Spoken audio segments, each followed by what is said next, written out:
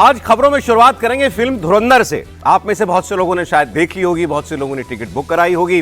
रणवीर सिंह की फिल्म धुरंधर part 2 release हो गई है और बॉक्स ऑफिस पर कमाल मचा रही है। इसने सारे रिकॉर्ड तोड़ दिए। फिल्म ने 97 करोड़ रुपए की ओपनिंग से एक इतिहास रचा है। 3 घंटे 49 मिनट की फिल्म है, मतलब 4 घंटे लंबी पिक्चर। सारे शो इसके हाउसफुल जा रहे हैं। मैंने तो अभी स्टूडियो में पहुंचते हुए एक सहयोगी से पूछा, भाई देखा फिल्म आपने? उन्होंने कहा टिकट ही नहीं मिल रही है। लेकिन इसके साथ साथ अच्छा, एक और ये रिकॉर्ड के नाम बता दो, ऑल टाइम हिंदी फिल्म्स का ओपनिंग का रिकॉर्ड तोड़ दिया इसने। मतलब हमारे यहाँ पर बहुत सारी फिल्में, खासकर साउथ की फिल्में जो हैं, जो हिंदी में आई, उन्होंने बहुत ज़्यादा पैसा कमाया। बाहुबली फिल्म आई, पुष्पा फिल्म आई और KGF आई, उन सब की ओपनिंग ज़्यादा है धुरंधर से। लेकिन हिंदी फिल्म की किसी भी ओपनिंग में धुरंधर नंबर 1 पर अब पहुंच गई है। तो मतलब इस फिल्म को लेकर ज़बरदस्त क्रेज है लोगों के अंदर। पार्ट 1 को लोगों ने हाथों हाथ लिया, बहुत ज़्यादा पसंद की फिल्म, और अब पार्ट 2 रिलीज हुआ है। लेकिन इसके साथ ही जितनी कंट्रोवर्सी पार्ट 1 में नहीं हुई, पार्ट 2 में हो रही है। अभी तो 2 ही दिन तो हुए रिलीज हुए, एक दिन प्रीव्यू हुआ और कल कुछ लोगों ने फिल्म देखी जाकर के, और ऐसी प्रतिक्रियाएं आ रही हैं कि फिल्म प्रोपेगेंडा फिल्म है, इस फिल्म में केवल नॉनसेंसिकल वायलेंस है, ये फिल्म नफरत फैलाने वाली है। अब है क्या इस पिक्चर के अंदर? जिन्होंने फिल्म का पार्ट 1 देखा, मैंने भी देखी है, हम सब लोगों ने देखी होगी, उसमें दिखाया गया कि किस तरीके से पाकिस्तान में भारत के इंटेलिजेंस ऑपरेशन चला करते थे, और एक अंडरकवर ऑपरेटिव के तौर पर दिखाया गया रणवीर सिंह को। अब पार्ट 2 में क्या है, मैंने नहीं देखी इसलिए मैं नहीं कह सकता, लेकिन जिन बातों पर आपत्ति आ रही है वो आपको बता देते हैं। इस फिल्म में समाजवादी पार्टी के पूर्व सांसद बाहुबली, जिसकी हत्या कर दी गई, अतीक अहमद, उससे मिलता जुलता एक कैरेक्टर दिखाया गया है। नाम भी कुछ मिलता जुलता है, ये उसका नाम आतिफ अहमद दिखा दिया गया है इस फिल्म के। और आतिफ अहमद का पाकिस्तान की ISI से और लश्कर तैयबा से लिंक दिखाया गया है। पाकिस्तानी लिंक के जरिए वो भारत में कैसे जाली नोटों की सप्लाई करता था, यह बताया। फिल्म में उसके पाकिस्तान के समर्थन से उत्तर प्रदेश में एक पाकिस्तान समर्थित सरकार बनाने की साजिश में शामिल होने की बात भी दिखाई गई है। अभी जो कैरेक्टर है आतिफ अहमद, इसके बहाने अतीक अहमद को धुरंधर 2 में दिखाया गया, यह आरोप है, और इसी पर हो रही है पॉलिटिक्स। अब मैं आपको कुछ एक बयान दिखाता हूं। इसमें समाजवादी पार्टी के नेता हैं ST हसन। उन्होंने कहा कि फिल्म की कमाई बढ़ाने के लिए जानबूझकर ऐसी कंट्रोवर्शियल चीजें इसके अंदर डाली गई हैं। किसी को भी बदनाम कर दो, आज की तारीख में उसमें कुछ बड़ी बात है नहीं। ST हसन ने कहा कि इस फिल्म के जरिए समाज में नफरत फैलाने का प्रयास किया जा रहा है। लेकिन जब कोई सवाल उठाएगा फिल्म के ऊपर तो कह दिया जाएगा ये सब तो काल्पनिक कहानी है, सारे किरदार काल्पनिक हैं, इसका किसी व्यक्ति जीवित या मृत से कोई संबंध नहीं है। डिस्क्लेमर तो चलाते ही हैं सब लोग। ऐसे ही AIMIM के वारिस पठान, उन्होंने कहा प्रोपेगेंडा फिल्म है, नफरती फिल्म है। राशिद अल्वी कांग्रेस पार्टी के नेता, उन्होंने कहा फिल्म पर तुरंत बैन लगना चाहिए। मुझे नहीं मालूम इन सारे नेताओं ने भी फिल्म देखी कि नहीं देखी, क्योंकि मैंने तो ऐसी भी अपील देखी, खास तौर पर जो मुसलमानों से की जा रही हैं, कि इस फिल्म को बिल्कुल ना देखा जाए, क्योंकि ये फिल्म केवल नफरत फैलाने वाली है, प्रोपेगेंडा पिक्चर है, और आप अपनी कमाई के पैसे का इस्तेमाल कम से कम किसी प्रोपेगेंडा का टिकट खरीदने के लिए मत कीजिए। ऐसी भी अपीलें जारी की जा रही हैं। अब फिल्म में क्या है, किस बात पर इनको नाराजगी हुई, एक एक करके बयान देख लेते हैं। पहले ST हसन को सुनिए, समाजवादी पार्टी के नेता। यह हथकंडा भी है, और जो फिल्म वाले हैं पार्टी से भी मुझे लगता पैसा लेते हैं नफरतें फैलाने के लिए। देखिए, लगता तो ऐसे ही है कि ये मूवीज जो हैं सिर्फ पाकिस्तान से ही नहीं बल्कि आपस में हिंदू मुसलमानों का भी ताना बाना तोड़ने की ये फिल्में बनाई जा रही हैं। और ये अब सांप्रदायिक सौहार्द का संदेश क्यों नहीं दे रही जैसे पहले फिल्म में देती थी? आज ये नफरतों का संदेश क्यों दे रही हैं? और इसी वजह से कंट्रोवर्सी पैदा होती है और इस फिल्म में चल जाती है। अब कोई कह रहा है कि जो इस फिल्म के डायरेक्टर हैं धर साहब, वो उन्होंने बीजेपी का से पैसा लेकर के फिल्म बनाई है। किसी ने आरोप लगाया ऐसा, इस फिल्म में बीजेपी वालों ने पैसा लगाया, ऐसा भी कुछ लोगों ने कहा। कुछ लोग कह रहे हैं कि भाई ये ऐसा सीधे सीधे ऐसी फिल्म, इसमें शायद मोदी जी का भी कोई कैरेक्टर दिखाया गया है। हाँ। ऐसा भी शायद है इसके अंदर। तुम कह रहे हैं सीधे सीधे जो है बता ही देते कि ये बीजेपी समर्थक फिल्म है, बीजेपी के हमने सहयोग करने के लिए फिल्म बनाई है, ऐसे भी लोग कह रहे हैं। लेकिन मैंने देखा कुछ जो अक्लेम डायरेक्टर्स हैं हमारे यहाँ के, वो इस फिल्म की बड़ी तारीफ भी कर रहे हैं, बड़ा क्रिटिकल अक्लेम भी फिल्म को मिल रहा है कि भाई फिल्म की कहानी जो है बहुत मजबूत है, बहुत कसी हुई है, बहुत अच्छा डायरेक्शन है धर साहब का, और बांधे रखती है। 4 घंटे की फिल्म में बैठना भी बड़ी बात है। अंग्रेजी पिक्चरें 1.5-2 घंटे की होती हैं, 1.5 घंटे की होती है, 90 मिनट से ज़्यादा की फिल्म वो लोग बनाते नहीं आमतौर पे। हमने 4 घंटे की फिल्म बनाई है ये, और लोग देख रहे हैं, इसके टिकट नहीं मिल रहे हैं। अब वारिस पठान को सुनिए। वारिस पठान तो खुलकर कह रहे हैं कि ये केवल मुसलमानों को बदनाम करने के लिए पिक्चर बनाई गई है। इस तरह की फिल्में सिर्फ एक साजिश के तहत बनाई जाती हैं कि देश में नफरत फैलाओ। कुछ लोग ऐसे हिंदुस्तान में आ गए जो 2 चुनिंदा रुपये कमाने के लिए इस हद तक गिर जाते हैं कि सिर्फ और सिर्फ झूठ, नफरत, प्रोपेगेंडा दिखाने में लोग मानते हैं। अरे फिल्म होना चाहिए एंटरटेनमेंट के लिए, सच्चाई दिखाओ, फैक्ट दिखाओ, नॉलेज बढ़ाओ, रियलिटी दिखाओ। ये तो सिर्फ झूठ झूठ झूठ की बुनियाद के ऊपर आपसे सिर्फ देश के नफरत फैलाने का काम किया जा रहा है। इसके पहले भी इस तरह की प्रोपेगेंडा फिल्में बनाई, खोदा पाड़ निकला चूहा, सच्चाई से कोसों दूर होती है फिल्में। मगर ये कुछ लोगों को आदत पड़ गई है, नफरत फैलाना है ना, 2 रुपया कमाना है तो किस तरह कमाएंगे, भूखे मर रहे हैं, पैसा कमाना है इनको, तो इस तरह से नफरत फैलाओ। नफरत किसके खिलाफ? बस मुसलमानों के खिलाफ अनाप शनाप गालियां बको, मुसलमानों को एकदम नेगेटिव दिखा दो, ये इतने गंदे, ये इतने खराब, ये इसलिए लोग बस उसी के ऊपर अपनी राजनीति चमकाओ और अपना 2 रुपया कमाने के लिए बकवास प्रोपेगेंडा फिल्म बनाओ। तो मैं तो ऐसी फिल्में नहीं देखता और इस तरह की फिल्म बननी भी नहीं चाहिए। आपको मोहब्बत फैलाना है लोगों में कि इस तरह का नफरत दिखाना है? आप क्या साबित करना चाहते हैं? आप पहले भी बना दिया वो केरला स्टोरी, ये वो। अरे दिखाओ ना, हकीकत दिखाओ, सच्चाई दिखाओ। कमाल की बात है, अभी जब वारिस पठान बोल रहे थे, मैं, विजय जी, समीर जी तीनों एक साथ बोल पड़े और उन्होंने 2 मिनट बोलने के बाद बोला मैं ऐसी फिल्में नहीं देखता। फिल्म देखी नहीं तो इतना बोलिए, देख ली होती तो वारिस पठान क्या कहते हैं। एनीवे कि उनकी आपत्ति सुना होगा जिन्होंने फिल्म देखी कि भाई फिल्म के अंदर क्या पता किया होगा। बताइए त्रिपाठी जी, फिल्म देखेंगे आप? और जितनी आलोचना हो रही है मतलब मैं तो ये भी कहूंगा कि जितने लोग आलोचना कर रहे हैं, ऐसे बयान जारी कर रहे हैं, इसके बाद लोगों में और उत्सुकता बढ़ा रहे हैं पिक्चर जाकर के देखने की। लेकिन एनीवे नफरती फिल्म, प्रोपेगेंडा फिल्म कहा जा रहा है। नहीं, एक तो है कि आदित्य धर से थोड़ी मैं क्षमा मांगता हूं कि मुझको देर हो गई है। पहली फुर्सत में जाके धुरंधर 2 देखूंगा। और धुरंधर 1 मज़े से देखी थी और मुझे ध्यान में है कि पिक्चर हॉल में आप जाइए तो आपको अलग अलग तरह के दृश्य दिखते हैं। मोबाइल पे कोई देख रहा होता है, किसी का फ़ोन आ जाता है तो बात कर लेता है, 2-3 बार लोग बाहर निकल के चले जाते हैं, कोई लोग आए हैं, जोड़े आए हैं तो वो अपने में ही व्यस्त रहते हैं। मतलब फिल्म पे ध्यान कम रहता है। धुरंधर जो मैंने देखा, उस फिल्म में सबका फोकस सिर्फ स्क्रीन की तरफ था और क्या कमाल की फिल्म बनाई। ठीक है, वो बच्चों के देखने के लिए नहीं है क्योंकि उसमें वायलेंस है, उसमें अब्यूज है, उसमें बहुत कुछ है। और रहमान डकैत क्या कैरेक्टर है, निगेटिव शेड में है लेकिन क्या जबरदस्त है। अब मुझे जो सबसे ज्यादा धुरंधर 2 के लिए एक तरह से कहें कि मन में एकदम इच्छा हो रही कि तुरंत देख ले, एक लाइन मैंने पढ़ी कि आपको याद ही नहीं आएगा कि रहमान डकैत भी था धुरंधर 1 में। यानी इस लेवल की अगर फिल्म हो कि किसी का दूसरा पार्ट आए और पहले का जो सबसे बड़ा कैरेक्टर था वही ना दिखे, तो इसका मतलब कि सिनेमेटोग्राफी का, स्क्रिप्ट राइटिंग का जो बहुत शानदार स्टोरी बोर्ड तैयार किया, अद्भुत होगा वो। अब ये दूसरा वाला हिस्सा, एक तो आप लोग हंसी दिए जोर से वारिस पठान के ऊपर कि वो बिना देखे ये सब बोल रहे थे। सवाल ये है कि वो क्या बोल रहे थे। भाई नफरत आप कह रहे हैं तो पहले देखेंगे ना। जैसे मुझे धुरंधर 2 का नहीं पता है कि उसमें नफरत है कि प्रेम है, लेकिन फिल्म कुछ बहुत शानदार सी है। दुनिया के दूसरे हिस्से में ऐसी फिल्म बनती, हॉलीवुड में ऐसी फिल्में बनती तो हम कहते कि देखिए ऐसे फिल्म बनाई जाती, ये सिनेमेटोग्राफी होती है। हमारे यहां वो बनती ही नहीं थी। हमारे यहां क्या बनती थी? फायर बनती थी, जिसमें मैं जरा नाम उनका लिख के लाया हूं तो पढ़ देता हूं। बेगम जान और रब्बो उपन्यास में नाम यह था और फायर फिल्म में नाम क्या हो गया? राधा और सीता। सही मायने में यह गंदा काम हिंदी फिल्म इंडस्ट्री करती थी। अब तो क्या है, जितने कैरेक्टर हैं वो सबको पता है। भाई लियारी के बारे में सबको पता है कि वो डकैतों का इलाका था। डकैत मतलब गुंडे, बदमाश, अपराधी, ड्रग्स, हत्या, हिंसा, यही होता था और वहां की पार्टियां उसको समर्थन करती थी। इसमें भी कोई दिक्कत नहीं। पहली वाली में तो भारत से कोई लेना देना ही नहीं था। भाई भारत का सिर्फ और सिर्फ एक अंडरकवर एजेंट है तो उसकी प्रतिष्ठा थी, तो भारत की प्रतिष्ठा थी, तब भी ये लोग ऐसे ही नाराज थे। अब इसमें कह रहे हैं कि कुछ ज्यादा थोड़ा हो गया तो देख के थोड़ा और बताएंगे, लेकिन फिल्म अच्छी होगी अगर एसटी हसन और वारिस पठान नाराज है तो। नहीं, अब इसमें अतीक अहमद वाला जो एंगल बताया जा रहा है उसको लेकर के बहुत नाराजगी लोग कह रहे हैं कि भाई आप किसी रियल लाइफ आदमी को उसमें आप दिखा रहे हैं। मुझे नहीं मालूम, कह रहे हैं कि लोग अतीक अहमद का कैरेक्टर इसके अंदर जो है वो दिखाया गया है, उसको लेकर के भी आपत्ति। अब अतीक अहमद तो आने वाला नहीं है कि मैंने काम नहीं किया था, उसको आईएसआई से जोड़ दिया, सब कर दिया। लेकिन ये बताइए, क्या हमारे देश में ढेर सारे ऐसे अपराधी एक समय में नहीं रहे? बिहार से शुरू होता था, हमारे पूर्वी उत्तर प्रदेश जाते हुए नेपाल के रास्ते आईएसआई से कनेक्शन होते थे। कहां से AK-47 और AK-56 लोगों के पास आती थी? क्या हवा में ऐसे गिर जाती थी? बारिश होती थी? क्या लोगों को नहीं पता है किस तरह के कनेक्शंस थे?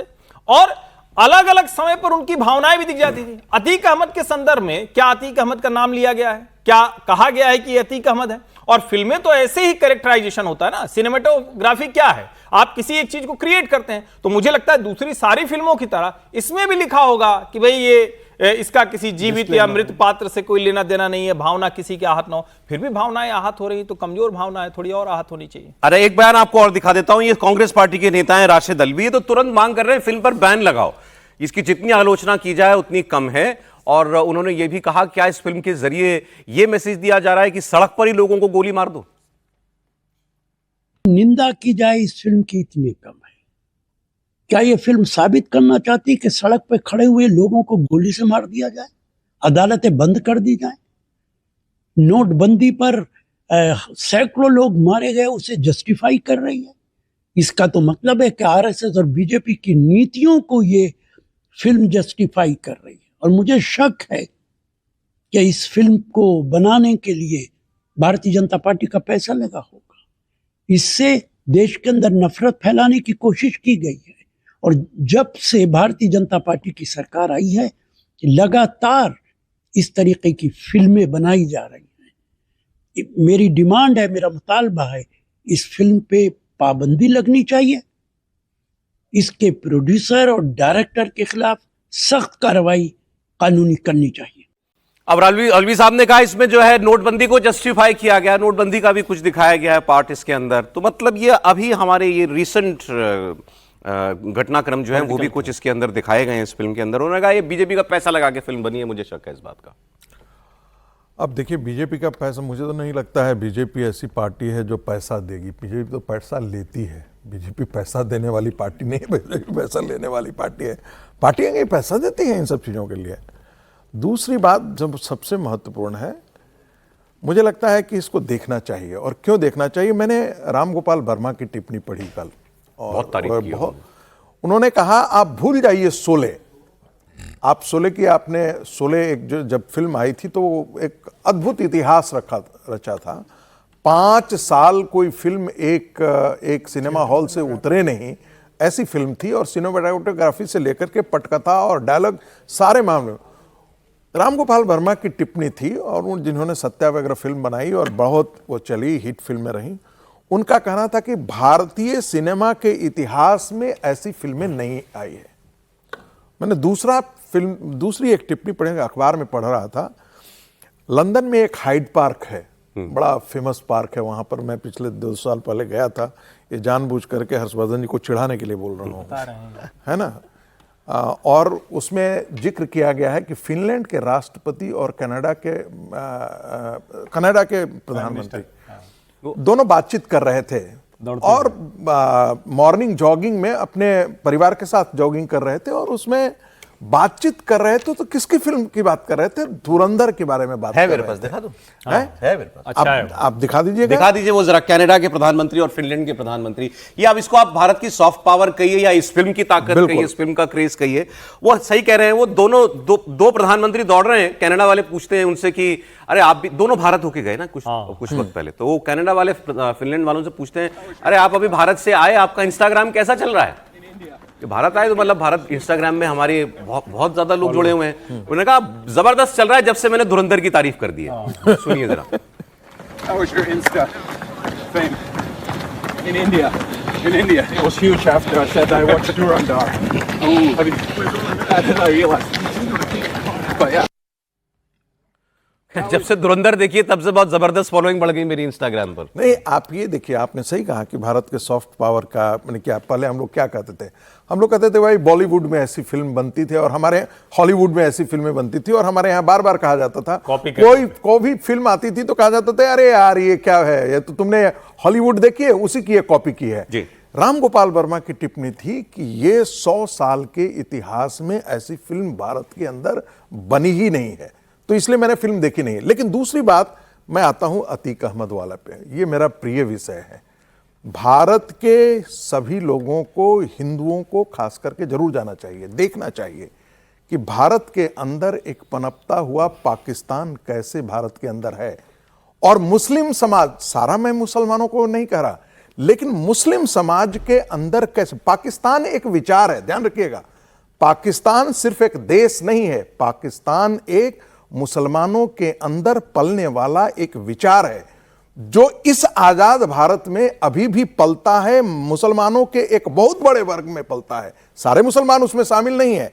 अतीक अहमद जैसे, ओवैसी जैसे, ओवैसी की पार्टी जैसे, मुस्लिम लीग जैसे, पीएफआई जैसे, ये ऐसे गद्दारों की पूरी लिस्ट है जो इसी प्रकार का पाकिस्तान इस देश में पल रहा है और आपके देश को अंदर से कितना खोखला कर रहा है आप इससे जानिए कि यही कारण है कि सीएए के खिलाफ सड़कों पर विद्रोह होता है। यही वो पाकिस्तान पल रहा है जो ईरान युद्ध में सड़कों पर उतर करके उनके लिए प्रदर्शन आपने भी करता है। इतनी बड़ी टिप्पणी बिना फिल्म देखे कर दी। लेकिन देखिए, मैंने उस टिप्पणी पर टिप्पणी की है। मैंने ये नहीं कहा कि मैंने फिल्म देखी है, मैंने वो कहा कि यदि ऐसा है तो मैंने एक राइडर लगाया है, मैंने जानबूझ करके ऐसा लगाया है। यदि ऐसा है तो सभी को देखना चाहिए और इसके बारे में चूंकि मैंने पढ़ा है, मैंने लिखा है, इसलिए मैंने कहा उनको जरूर देखना चाहिए, क्योंकि जो फिल्म है धुरंधर 1 या और 2 दोनों सच्चाई में तो कुछ ऐसा था नहीं कंट्रोवर्सी करने जैसा। वो तो पृष्ठभूमि भी मतलब भारत की जमीन भी नहीं दिखाई गई उसमें। सिर्फ इतनी बात थी कि पटकथा जो लिखी गई थी वो सच्चाई पर आधारित थी। ठीक है सर, अब ये सच्चाई पर अब कहा गया प्रोपेगेंडा फिल्म है ये। ऐसा अभी पिछले कुछ वर्षों में कई फिल्में आई, उनके बारे में ऐसा कहा गया। केरला स्टोरी आई, जिसमें बताया गया कैसे बरगलाकर हिंदू लड़कियों को कन्वर्ट करके आईसिस पे भेजा गया। या कश्मीर फाइल्स आई, जिसमें कश्मीरी पंडितों का कैसे वहां से पलायन हुआ, उसको भी प्रोपेगेंडा फिल्म कहा गया। फिर एक बंगाल फाइल्स बनाई उन्हीं डायरेक्टर ने कि बंगाल में पार्टीशन के वक्त क्या हुआ था, कितना कत्लेआम हुआ था, उसको भी प्रोपेगेंडा फिल्म बताया गया। इसको भी उसी कड़ी में बताया जा रहा है आगे। सर नहीं, ऐसा तो है नहीं कि प्रोपेगेंडा फिल्म नहीं बनती हो, लेकिन मैं हमेशा से इसी राय पर रहता हूँ कि एक आर्टिस्टिक फ्रीडम के साथ फिल्मों को देखना चाहिए। आपको पसंद हो, आपको ना पसंद हो, दोनों बातें होती है और हर चीज़ का एक प्रोपेगेंडा होता है।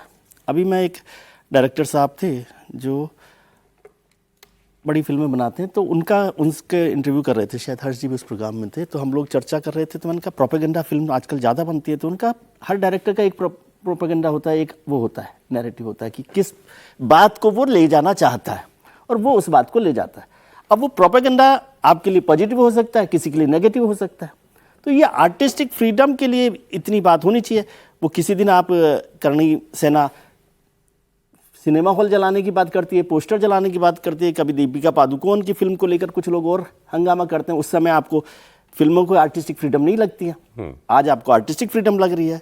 तो ये सब चीज़ें ऐसी चलती है। धुरंधर 2 भी मैं समझता हूँ जिनको देखनी है वो देखें, जिनको नहीं देखनी है वो ना भी देखें, और जो प्रतिक्रिया दे रहे हैं वो दे दें। मैं तो इसको आर्टिस्टिक फ्रीडम से ज़्यादा नहीं समझता। लेकिन मैं इटालियन साइकोलॉजिस्ट हैं दुनिया के 2-3 बड़े लोग, उनको पढ़ रहा था बहुत पहले, तो उन्होंने कहा कि प्रोपेगेंडा का या जो अपना नैरेटिव है उसको सॉफ्ट नैरेटिव की तरह से प्रोपेगेट करने का सबसे बेहतर तरीकों में है एक फिल्म, आर्ट और मीडिया। उसका यूज़ सरकारें अक्सर करती हैं जी। और उसका बड़ा फायदा यह है कि आप सरकार उसमें सीधे सीधे से नहीं आती, वो उस आर्टिस्टिक फ्रीडम का इस्तेमाल करते हुए अपनी आइडियोलॉजी को आगे प्रोपेगेट करती है। यह हमेशा दुनिया भर में होता रहा है, दुनिया भर में होता रहा है और वही चीज़ें हो रही हैं, पहले भी होती थी, आज भी हो रही हैं। अब कितना उस प्रोपेगेशन प्रॉब्लम क्या, मैं आपको मेन प्रॉब्लम मैं आपको बताता हूँ। मेन प्रॉब्लम तब आती है जैसे क्यों मुस्लिम समाज से जुड़े हुए लोग जो हैं, जो नेता भी हमने आपको दिखाया, बहुत सारे मौलानाओं को भी मैं देख रहा था, वो भी इसको क्रिटिसाइज कर रहे हैं कि अब आपको फिल्म में टेररिज्म दिखाना है। भारत इस्लामी टेररिज्म का अगर शिकार है तो आप उसमें जो किरदार दिखाओगे वो मुसलमान दिखाओगे, तो कहा जाता है आप मुसलमानों को बैड लाइट में दिखा रहे हो। अब अतीक अहमद वो माफिया था, गैंगस्टर था मुसलमान, अगर आप अतीक अहमद का ऐसा ही कनेक्शन दिखाओगे तो ये कहा जाएगा कि आप इसमें फिर मुसलमान को दिखा रहे हो। इसको भी छोड़िए, आप हिस्ट्री में जाइए, पद्मावत पिक्चर आई थी ना जिसमें वो दिखाया था उधर से आया हुआ वो लुटेरा जिसको दिखाया था। अब मैंने उस वक्त मुझे याद है ओवैसी साहब का स्टेटमेंट आया था, ये फिल्म भी नफरती फिल्म है। अरे आपके ऊपर अगर इस्लामी आक्रांताओं ने हमला किया देश के ऊपर, उसका इतिहास है, तो अब उसका नाम बदल करके कोई ईसाई नाम तो नहीं रखा जा सकता, या आप हिस्ट्री की कोई बात दिखाना ही छोड़ देंगे। तो ये है प्रॉब्लम। आज जो सवाल उठ रहे हैं वो ये कि आप मुसलमानों को जरूरत क्यों पड़ गई, ये भी है ना सर। अब फिर वही बात, अब वो कोई मतलब ये सवाल लोगों का है कि इस तरह का सवाल कि आज इसकी जरूरत प्रोड्यूसर ने, डायरेक्टर ने एक कहानी चुनी ये तो उसकी फ्रीडम है ना। हाँ, इसलिए तो मैंने कहा कि आर्टिस्टिक फ्रीडम, लेकिन आप पहले ही आ गया। अब उस पर ये एतराज किया जाए कि इसमें मुसलमानों को आप खराब रोशनी में दिखा रहे हैं। एक बार समीर जी की बात आ रही है। उसमें जो लाइन आपने इसमें दिखाई है कि पाकिस्तान समर्थित सरकार बनाने की बात, पाकिस्तान समर्थित सरकार बनाने की बात तो आर्टिस्टिक फ्रीडम का हिस्सा नहीं है ना, वो प्रोपेगेंडा का हिस्सा है। विजय जी की बात से एक चीज निकल सका है कि 70 साल मैंने भारतीय जनता पार्टी की सरकार का आने से पहले जो कांग्रेस बनाती थी वो वामपंथी लेफ्ट लिबरल का ही समूचा नैरेटिव था, वो सारी फिल्मों में डाला क्या कहना है इस क्रिटिसिज्म पे आपको? देखिए सर, अगर आदित्य धर ने अगर धुरंधर ये फिल्म सेकंड पार्ट बनाई है तो इसमें इतना हो हंगामा करने की क्या जरूरत है भाई? अगर अतीक अहमद को दिखाया है, उसका इतिहास दिखाया है, जो उसका इतिहास सच्चाई रहा है, वास्तविकता रहा है, समाज में रहा है, जो डर का माहौल उसने समाज के अंदर बनाया, जिस तरीके से उसने जीवन समाज के अंदर जिया, लोगों को दुख दर्द कष्ट दिए, उसने अवैध हथियारों का धंधा किया, उसने नकली नोट बेचने का धंधा किया, उसने हिंसा से अपराध से जिस तरह की संपत्ति अर्जित की, अगर उसका चित्रण पिक्चर में होता है और अतीक अहमद को दिखाते हैं तो मुझे लगता है इसमें क्या गलत है? क्या किसी तीसरे व्यक्ति का दिखाएंगे? जब अतीक अहमद का सार्वजनिक जीवन इस तरीके से भ्रष्ट था, आपराधिक पृष्ठभूमि का था, और उसको अगर फिल्मों में उतारा जाता है तो उसमें फिर ओवैसी की पार्टी के सांसद को, पूर्व सांसद को, राशिद अल्वी को, कांग्रेस के नेताओं को और तमाम मुस्लिम नेताओं को इसमें दुख क्यों होता है? उनको तो स्वीकार करना चाहिए कि अतीक अहमद का इतिहास था। जब अतीक अहमद के ऊपर जब कार्रवाई योगी आदित्यनाथ करते हैं तब भी समाजवादी पार्टी के नेताओं को दुख होता है कि भाई अतीक अहमद के ऊपर इतना अत्याचार क्यों किया? जब जिस व्यक्ति ने पूरा जीवन समाज के अंदर लोगों पे अत्याचार करने में बिताया, उस व्यक्ति का अगर मूल्यांकन करते हुए, उसके चरित्र का सच्चा चित्रण करते हुए अगर आदित्य धर पिक्चर में दिखाते हैं तो उसको सच्चाई के रूप में स्वीकार कीजिए। इतनी मोहब्बत अतीक अहमद के साथ क्यों है कि भाई अतीक अहमद को क्यों दिखाया, मुसलमान को क्यों दिखाया? अतीक अहमद भाई एक मुसलमान को आप दिखा रहे हो कि वो देश के खिलाफ साजिश कर रहा है। तो अतीक अहमद तो था ही ना, अतीक अहमद तो मुसलमान था और उसने ये किया था, इसलिए उसको दिखाया गया है। तो मुझे लगता है कि सच्चाई के रूप में स्वीकार करना चाहिए और फिर आप उसको फिल्म के रूप में लीजिए। काश्मीर फाइल में दिखाते तो आप कहते हो कि ये काश्मीर फाइल आप गलत तरीके से बना रहे हो, अगर बंगाल फाइल बनते तो आप कहते हो कि बंगाल फाइल में किसी का आप गलत तरीके से दिखाने की कोशिश कर रहे हो। जो सच्चाई रही है, सच्चाई को आदित्य धर ने दिखाया है और मुझे लग रहा है फिल्म देखना चाहिए। अभी तक मैंने देखी नहीं है, मैं कोशिश करूंगा देखने के लिए। मुझे लगता है एक लाइन आपकी आजा सर, मैं केवल एक लाइन ये कह रहा हूं कि ये जो प्रतिक्रिया है ना, बिल्कुल ठीक प्रतिक्रिया, लेकिन क्या यही प्रतिक्रिया हम सब फिल्मों पे देते हैं? जब धुरंधर पंडित आती है, जब वो करनी सेना के लोग प्रतिक्रिया, तब तो आप कहते हैं कि ये भावनाओं का ध्यान रखना चाहिए प्रोड्यूसर को, डायरेक्टर को। नहीं तो इसमें जो है ना, सच्चाई है ये भी तो बात है ना। नहीं, सच्चाई तो सब सच्चाई होती है, भावनाएं किसकी आधार होती है, इसको ध्यान रखने की बात। बाकी फिल्म देखने के बाद कुछ बोलेंगे आप लोग। सर देखिए, पंडित की तुलना आप इससे नहीं कर सकते। जो इस्लामिक बहुत सारी फिल्में आ गई, मैं नाम नहीं जानता क्योंकि मैं फिल्में कम देखता हूं, मैं इस समय ज्यादा, लेकिन बहुत सारे लोग प्रदर्शन करते रहे ना। एक लाइन आपने साहब, मैं एक लाइन सिर्फ कह रहा हूं, इसमें कौन सा रंजन नेगी को कबीर खान दिखा दिया गया है चकदे की तरह? आप भी सारे एक ही किस्म के उदाहरण लाए हैं, बताइए ना मुझे आप। रंजन नेगी की जगह कबीर खान को कहां चकदे का वो 90 मिनट है तुम्हारे पास, कहां कर दिया गया है? बेईमानी तो नहीं की गई है ना, ये तो एक कैरेक्टराइजेशन है, उसमें आपको लग सकता है थोड़ा अतिरेक है, इससे ज्यादा क्या है? और शानदार फिल्म बनी, देखिए। अगली खबर मैं आपको बता रहा हूं, इस पर हमने काफी समय दिया। अगली खबर देखिए साहब, जुड़ी हुई है राहुल गांधी से और उत्तम नगर में। आपको मालूम है कि पीछे अभी एक घटना हुई थी कुछ दिनों पहले, होली के दिन, उसमें एक लड़के तरुण की हत्या कर दी गई। आरोप लगा कुछ एक मुस्लिम परिवार के ऊपर, पड़ोसी हैं, आमने सामने रहने वाले परिवार हैं। अब इसको लेकर के राहुल गांधी का स्टेटमेंट आया है, वो मैं आपको बता रहा हूं। राहुल गांधी ने कहा है कि उत्तम नगर में लोगों ने हिंसा की भारी कीमत चुकाई है। एक जवान लड़के तरुण की जान चली गई, दूसरी तरफ पूरा परिवार, एक दूसरा परिवार उत्पीड़न का सामना कर रहा है। वो दूसरा परिवार वो जो मुस्लिम फैमिली है उसके लिए कह रहे हैं, जिसके ऊपर आरोप लगा कि उन्होंने मारा इस लड़के को। उन्हें और खून खराबा नहीं चाहिए। खून खराबा केवल बीजेपी और उसका इकोसिस्टम चाहता है, जो नफरत के तवे पर हिंसा की रोटी सेकने के हर मौके का फायदा उठाता है। वो चाहते हैं कि देश हिंदू मुसलमान में उलझा रहे ताकि लोग ये ना पूछ सकें कि आखिर प्रधानमंत्री ने देश की रक्षा, ऊर्जा सुरक्षा, खाद्य सुरक्षा, सामरिक संप्रभुता को अमेरिका के हवाले क्यों कर दिया। इसलिए दिन दहाड़े देश की राजधानी में फिर से दंगों जैसे हालात खड़े करने की कोशिश की जा रही है। दिल्ली वालों से अनुरोध, किसी बहकावे में ना आए। मैं यहां हो क्या रहा है, मैं आपको ये बता दूं कि होली के दिन हुआ एक तो ये मामला, और ये बताया जो आरोप, जिस तरुण के परिवार का कहना है कि बच्चे ने ऊपर से गुब्बारा फेंक दिया था, मुस्लिम परिवार की एक महिला पर छींटे पड़ गए, यहां से विवाद शुरू हुआ। तरुण लौट रहा था मोटरसाइकिल से, लोगों ने घेर के उसको इतना पीटा कि वो मर गया। मुस्लिम परिवार ये कह रहा है कि ऐसा कुछ नहीं हुआ था, ये झूठी कहानी बताई गई है, झगड़ा हुआ था हाँ, लेकिन ये लड़का जो है वो जिम से अपने और दोस्तों को लेकर के आया था हमको मारने के लिए, तो वहां झगड़ा हुआ, उस झगड़े में ये मारा गया। एक्शन के नाम पर यह हुआ कि बुलडोजर चल गया, एमसीडी ने कहा ये जो मुस्लिम परिवार का मकान है इसका हाथा बाहर निकला हुआ है, उसका घर का एक हिस्सा जो है वो तोड़ दिया गया। लगातार वहां पर हिंदू संगठन जाकर के जमावड़ा किए हुए हैं और उनका कहना है कि जो लोग फरार हैं उनको जल्द से जल्द पकड़ा जाना चाहिए। इतना ही नहीं, वो कह रहे हैं उनका एनकाउंटर होना चाहिए और वो ये कह रहे हैं बार बार कि योगी जी जैसा इंसाफ हमको यहां पर चाहिए। बार बार ये भी आरोप लगाया जा रहा है। उसमें से कुछ लोग ऐसे भी बयान दे रहे हैं हमारी होली खराब की है, हम ईद भी नहीं मनाने देंगे। उस पर राहुल गांधी का स्टेटमेंट है। त्रिपाठी जी बोलिए। नहीं, मैं तो ये जो आप बाकी बातें कह रहे हैं तो उस सब पे तो मैं टिप्पणी नहीं करूंगा, विद्वान लोग और करेंगे। मुझे तो सचमुच अब चिंता होने लगी है भाई राहुल गांधी जी की। राहुल गांधी कह रहे हैं कि वो उसको मार दिया गया, उसका उत्पीड़न हो रहा है। जिस व्यक्ति को होली जैसे त्योहार पर हुई इस बर्बर नृशंस हत्याकांड पर सच लिखने का साहस न हो, वो नेता प्रतिपक्ष है हमारे, और वो करेंगे, दो लोगों के बीच में सौहार्द करेंगे। सौहार्द तब होता जब वो कहते कि उस परिवार ने जो कुछ किया वो गलत किया, उसके खिलाफ है और हिंदू मुस्लिम नहीं होना चाहिए, तब ये बात समझ में आती। लेकिन वो तो क्या करें, वो मार दिया गया। अरे भाई, उसकी हत्या की गई, उसकी जिस तरह से हत्या की गई, किसी को रंग पड़ जाए, छींट पड़ जाए, उस पर अगर कोई खून निकाल दे, इससे खतरनाक कुछ हो सकता है क्या? और सबके बाद इनको सुबह उठते याद आता है कि देखो ट्रंप ने पीएम मोदी को वो कुछ कह दिया है फोन करके, इसीलिए सारी घटनाएं जितनी देश में हो रही हैं वो सब उसी की वजह से हो रही है। यानी छींटा भी पीएमओ ने कहा होगा छींटा मारो, फिर दूसरा अमित शाह के यहां से फोन आया होगा, अच्छा ठीक है तरुण को मरवा दो। क्या तमाशा है भाई, कैसे, क्या नेता प्रतिपक्ष की बुद्धि विवेक पर संदेह हो। युद्ध के बीच ईरान की तरफ से एक बहुत बड़ा दावा किया गया है। पहली बार अमेरिका का सबसे उन्नत फाइटर जेट F-35 उसको मार गिराया गया, ये वीडियो जारी किया गया।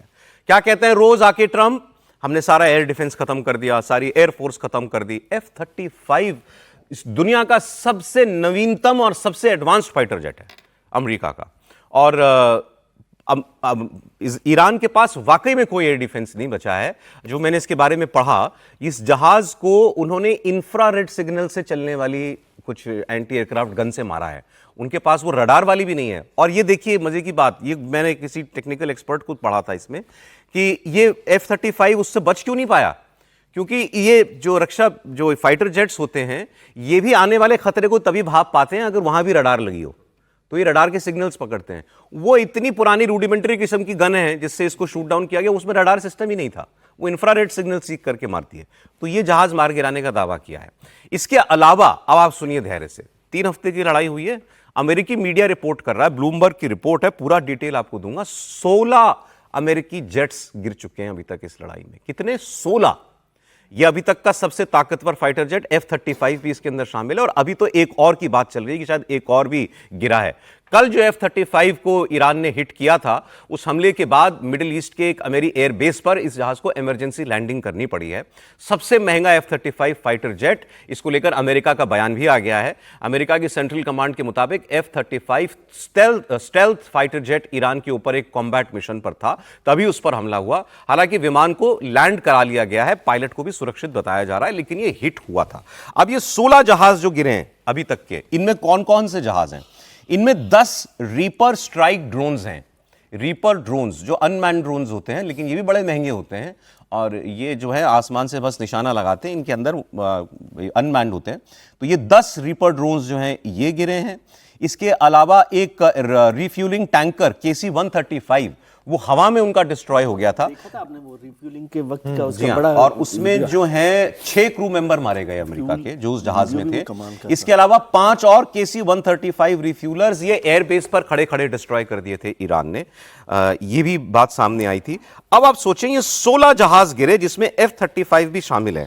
मैं जो बाइडेन का, कमला हैरिस का, किसी और का, उनके सेनेटर का या किसी कांग्रेसमैन का बयान ढूंढ ढूंढ के परेशान हूं कि कोई तो पूछे कि ट्रंप कितने जहाज गिरे टोटल बताओ, कौन कौन से जहाज गिर गए, कहां गिर गए। अरे F-35 तो तुमने इतने अरबों रुपया लगा के बनाया था हमने, ये कैसे गिर गया? $100 मिलियन। हाँ, तो ये कोई पूछे तो अमेरिका में कोई पूछ ही नहीं रहा है। क्यों नहीं पूछ रहा है? हमारे यहां तो पहले दिन पूछ लिया गया था कि कितने राफेल गिरे, ये भारत सरकार को व्हाइट पेपर जारी करके बताना चाहिए। फिर ये पूछा जाता है ये बताओ एक एक राफेल कितने का मिला था। फिर ये पूछा जाता है कि उसकी टेक्निकल स्पेसिफिकेशन बताओ, किस कमजोरी की वजह से, किस कमी की वजह से गिर गया। और फिर पूछा जाता है कि अब बताओ तुमने किस कमजोरी की वजह से इसको फ्रांस से खरीदा था। जाना तो वहां तक था, लेकिन बात वहां तक गई नहीं, क्योंकि ये कभी जवाब दिया नहीं गया कि हमारा कोई नुकसान हुआ कि नहीं हुआ। लेकिन अमेरिका तो 16 जहाज पे गम नहीं मना रहा। ये बीमारी हमारे यहां क्यों लगी, और ये अभी लड़ाई कितनी चलेगी, उसमें कितना नुकसान होगा, ये भी कोई नहीं जानता। नहीं देखिए, और इजराइल वाले तो गिनती भी नहीं कर रहे कि उनका क्या हुआ। नहीं, हमारे यहाँ बीमारी नहीं लगी, हमारे यहाँ की बीमारी नहीं है, ये राहुल गांधी की बीमारी है। और राहुल गांधी के साथ साथ अखिलेश यादव और ये पूरे हमारे विपक्ष की बीमारी है। ये देश की बीमारी नहीं है। देश नहीं जानना चाहता है, देश सिर्फ जीतते हुए देखना चाहता है। और जब हम 1971 में थे तब भी हमारे जेट गिरे थे, तब भी हमने सैनिकों को, हजारों सैनिकों का हमने बलिदान किया था। कभी उस पर बात चर्चा नहीं हम करते। महत्वपूर्ण बात यह है कि हमने पाकिस्तान को सबक सिखाया ऑपरेशन सिंदूर में या नहीं।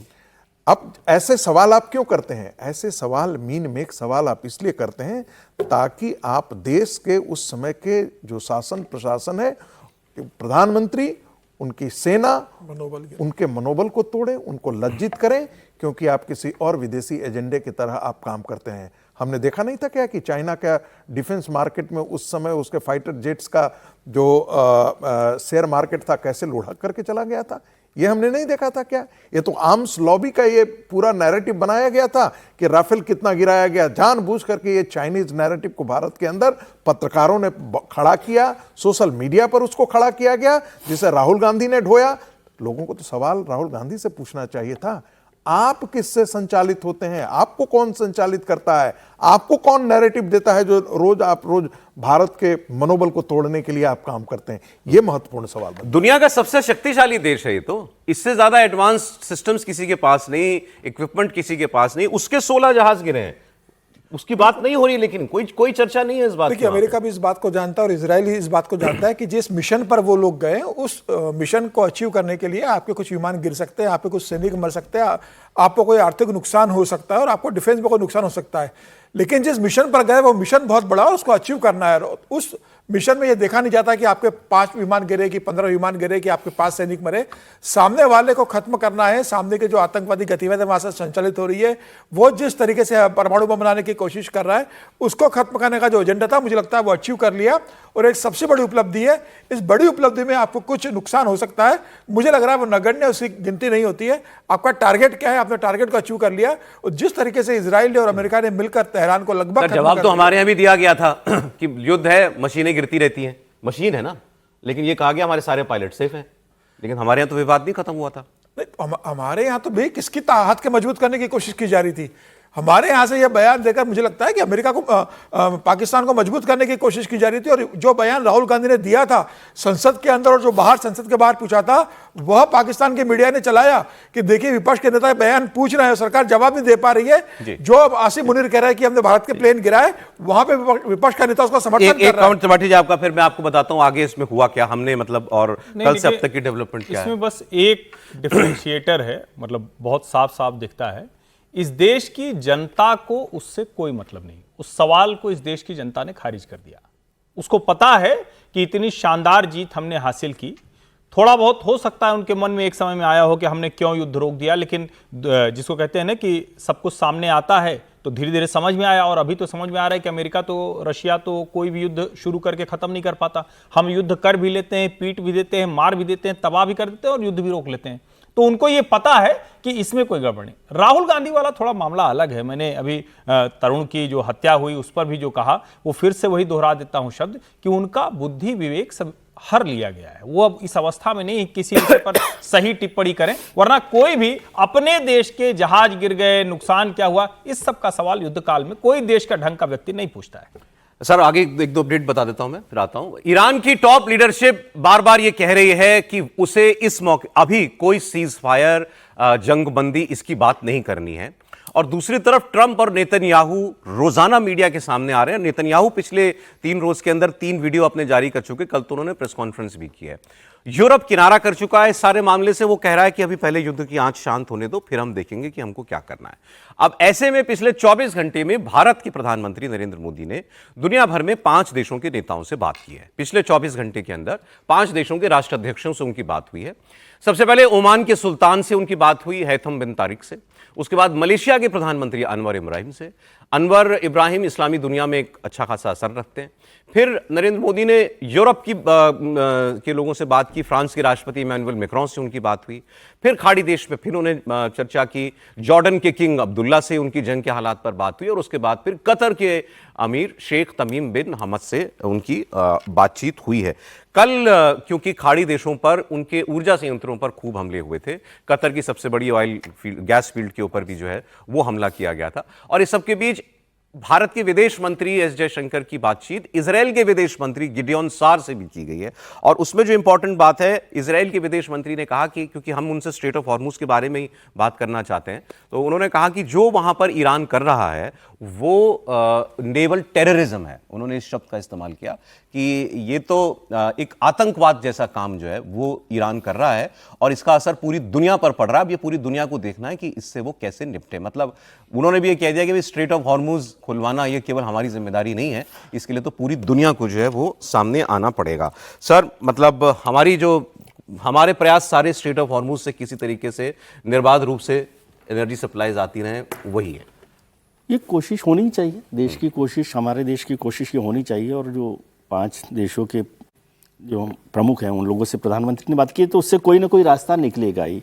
लेकिन जो इजरायल के विदेश मंत्री कह रहे हैं, मुझे नहीं पता कि क्या भारत उससे सहमत है कि नहीं है सहमत, और उसमें भारत क्या रुख रखेगा। ऑफिशियल रीडआउट पे लिखा हुआ है वो शब्द नेवल टेररिज्म। हाँ, वो लिखा है, लेकिन भारत ने उस पर मेरे ख्याल से कोई प्रतिक्रिया उस तरह से नहीं दी है कि क्या वो भारत उसको नेवल टेररिज्म मानता या नहीं मानता, और भारत स्ट्रेट ऑफ हॉर्मुज में क्या करेगा, जबकि भारत की जो तेल की सप्लाई है उसका बड़ा हिस्सा वहां से आ रहा है।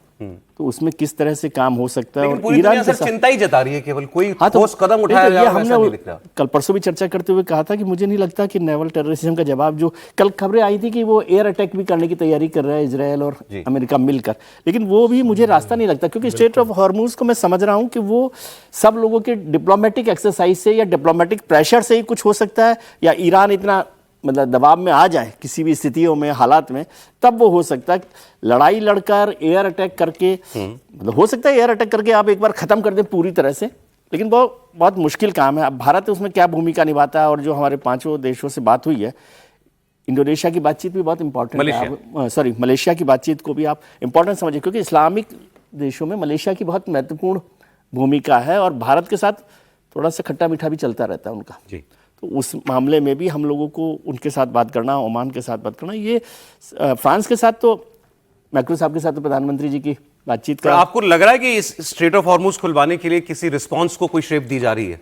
हाँ, वो एक्सरसाइज हो रही है वही मैं कह रहा हूँ, वही एक रास्ता है, उसके अलावा कोई रास्ता नहीं दिख रहा। और ट्रंप साहब ने भी जब इसको छोड़ दिया, इसका मतलब है ना कि वो चाहते तो बम बरसाना उनके आसान काम है, हथियार इस मामले में उन्होंने कह दिया कि इसमें हम कुछ ये हो नहीं सकता सर, ये प्रैक्टिकली पॉसिबल नहीं है। ये क्या है, ये तो हम भी मतलब बहुत अच्छे से कह रहे हैं कि ये संभव नहीं कि आप लड़के या हमला करके उसको कर पाएं।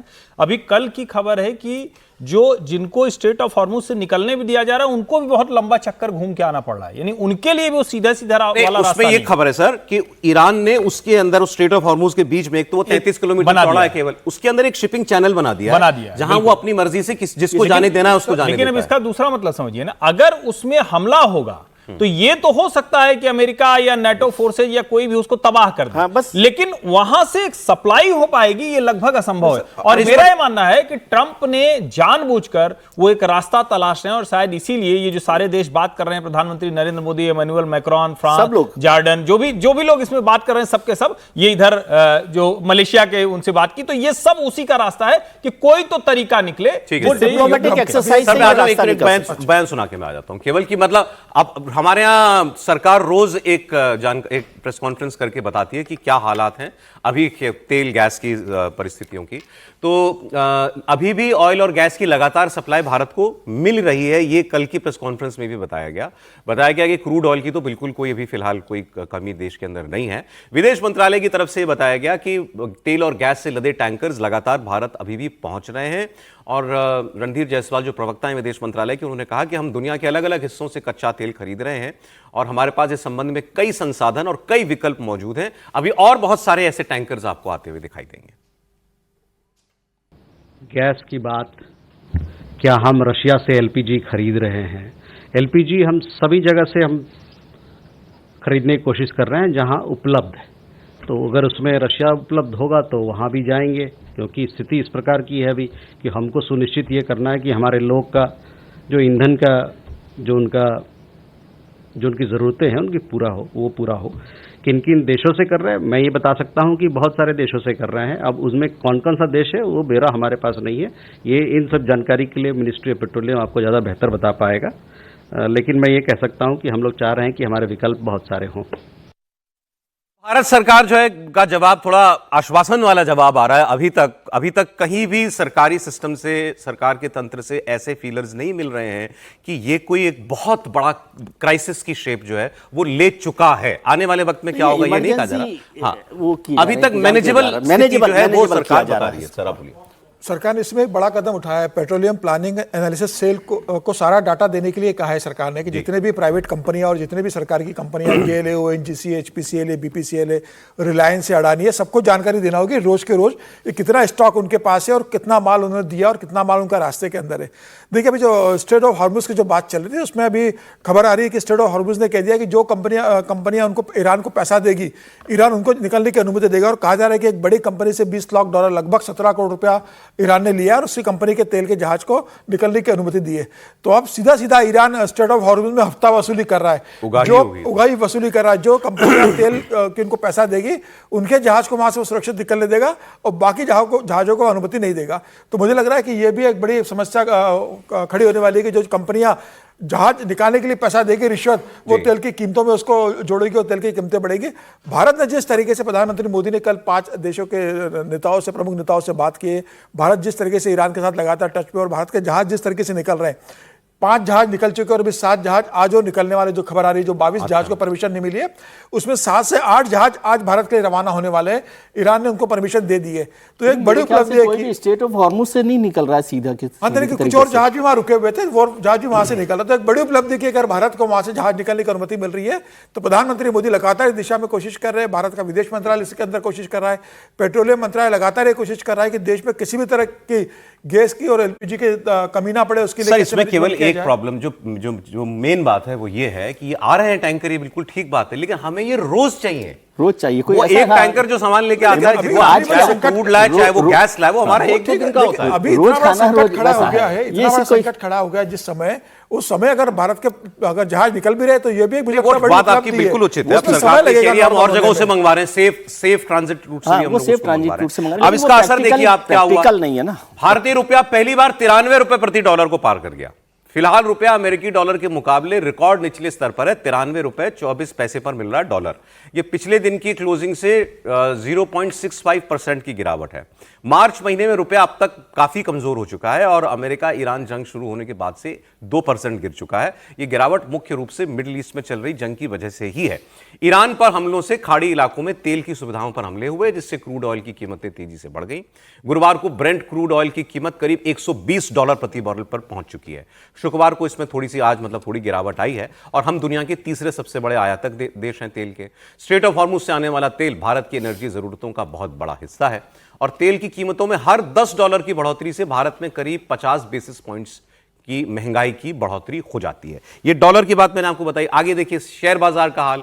शेयर बाजार आज थोड़ा संभला है, 800 अंक चढ़कर 75,000 को पार किया है। निफ्टी में भी 240 अंकों की तेजी देखी गई है, ये 23,240 पर आ गया। कल तो 2-2.5% टूट गए थे शेयर मार्केट। बैंकिंग और ऑटो शेयर्स में आज सबसे ज्यादा खरीदारी हुई है। पश्चिम एशिया में जो हालात बने हुए हैं तेल की कमी की वजह से, ग्लोबल मार्केट को जो है कल जो क्रैश हुआ था उससे आज कुछ थोड़ा सा रिलीफ मिला है। अब सोने चांदी का भी देख लीजिए, क्योंकि जब भी संकट होता है तो माना जाता है कि लोग सोने की ओर रुख करते हैं, लेकिन यहां भी उल्टी बात दिख रही है। सोने और चांदी की कीमतों में कल के मुकाबले आज भारी गिरावट हुई है। 24 कैरेट गोल्ड का रेट आज 1,47,340 रुपए प्रति ग्राम पहुंच गया। ये एक वक्त में 1,80,000 के ऊपर जा चुका था। 40,000 के करीब 35,000 40,000 प्रति 10 ग्राम टूट चुका है पिछले कुछ दिनों के अंदर ही। कल सुबह 24 कैरेट गोल्ड का रेट 1,51,000 के करीब था और कल सुबह के मुकाबले आज सुबह की कीमतों में 4,297 रुपए प्रति 10 ग्राम की गिरावट आई है। 5 दिनों में सोने का भाव 9,000 रुपए गिर गया है। चांदी की बात करें तो आज चांदी का रेट 2,33,600 रुपए प्रति किलोग्राम है। कल सुबह चांदी 2,36,800 रुपए पर 809 रुपए पर थी। मतलब कल सुबह की तुलना में चांदी का दाम 3,209 रुपए, वो भी नीचे आ गया। रुपया भी डाउन डिप्रिशिएट हो रहा है, सोना चांदी भी नीचे जा रहा है। मैं तो कल एक एक्सपर्ट को सुन रहा था, बाकी आप लोग ज्यादा इकोनॉमिक्स जानते होंगे, वो ये कह रहे थे कि भाई वो डॉलर की बात कर रहे थे कि डॉलर ऊपर जाएगा तो सोना नीचे जाएगा, सोना ऊपर जाएगा और उल्टा वाइस वर्सा, लेकिन यहां तो सब नीचे जा रहा है। सामान्यतः तो देखने में यही आता है कि जब क्राइसिस होता है तो सोने और चांदी के दाम जो है वो बढ़ जाते हैं। लेकिन ये तो बड़ा ठीक उल्टा है, हो रहा है कि सोने और चांदी दोनों के भाव जो है वो नीचे लुढ़क रहे हैं। चांदी जो है वो 2,60,000 तक चला गया था, धीरे धीरे कमते गया। हालांकि लोग कह रहे थे कि इसमें पता नहीं इंडस्ट्रियल यूज़ में चांदी जो है वो बहुत ज़्यादा आने लगा, काम में लोग लाने लगे, उसके कारण शायद ये हुआ है। तो मोबाइल इंडस्ट्री और ईवी में बहुत काम आ रहा है। ईवी में भी बहुत काम आने लगा था, इसके कारण से चांदी की कीमतों में बढ़ गए। 6-7 महीना पहले जो है वो चांदी के जो है वो 1,60,000 था, एक जो है 6 महीने में इतना बढ़ गया है। मुझे नहीं पता है कि ये क्यों ऐसा हुआ है, इसके बारे में तो मुझे जानकारी नहीं है कि और इसका रिलेशन भी, लेकिन ये सामान्य घटना नहीं दिख रही है। ये बहुत ही असामान्य घटना है। शेयर मार्केट का तो गिरावट समझ में आ रही है। शेयर मार्केट में गिरावट जो है वो जब भी ऑयल क्राइसिस है तो वैसी स्थिति में शेयर मार्केट का बाजार में जो है वो अनिश्चितता आ जाती है। बाजार में लोगों को लगता है कि मेरा उसका बिजनेस पता नहीं हो, उस कंपनी का क्या होगा क्या नहीं होगा। तो ऐसे में अनिश्चितता के दौर में शेयर मार्केट का नीचे लुढ़कना स्वाभाविक है। और ये सिर्फ यहाँ नहीं हुआ है, जापान में वह जितने भी हमने देखा शेयर मार्केट, चाहे वो दुनिया भर का शेयर मार्केट, सारे के सारे, जर्मनी का मैंने देखा, जापान के अंदर 2.7% का गिरावट देखा, जर्मनी का अंदर गिरावट देखा, सिंगापुर में गिरावट देखा। तो ये पूरी दुनिया में ये एक सामान्य घटना ये दिख रही है कि सारे मार्केट जो है वो लुढ़क रहे हैं।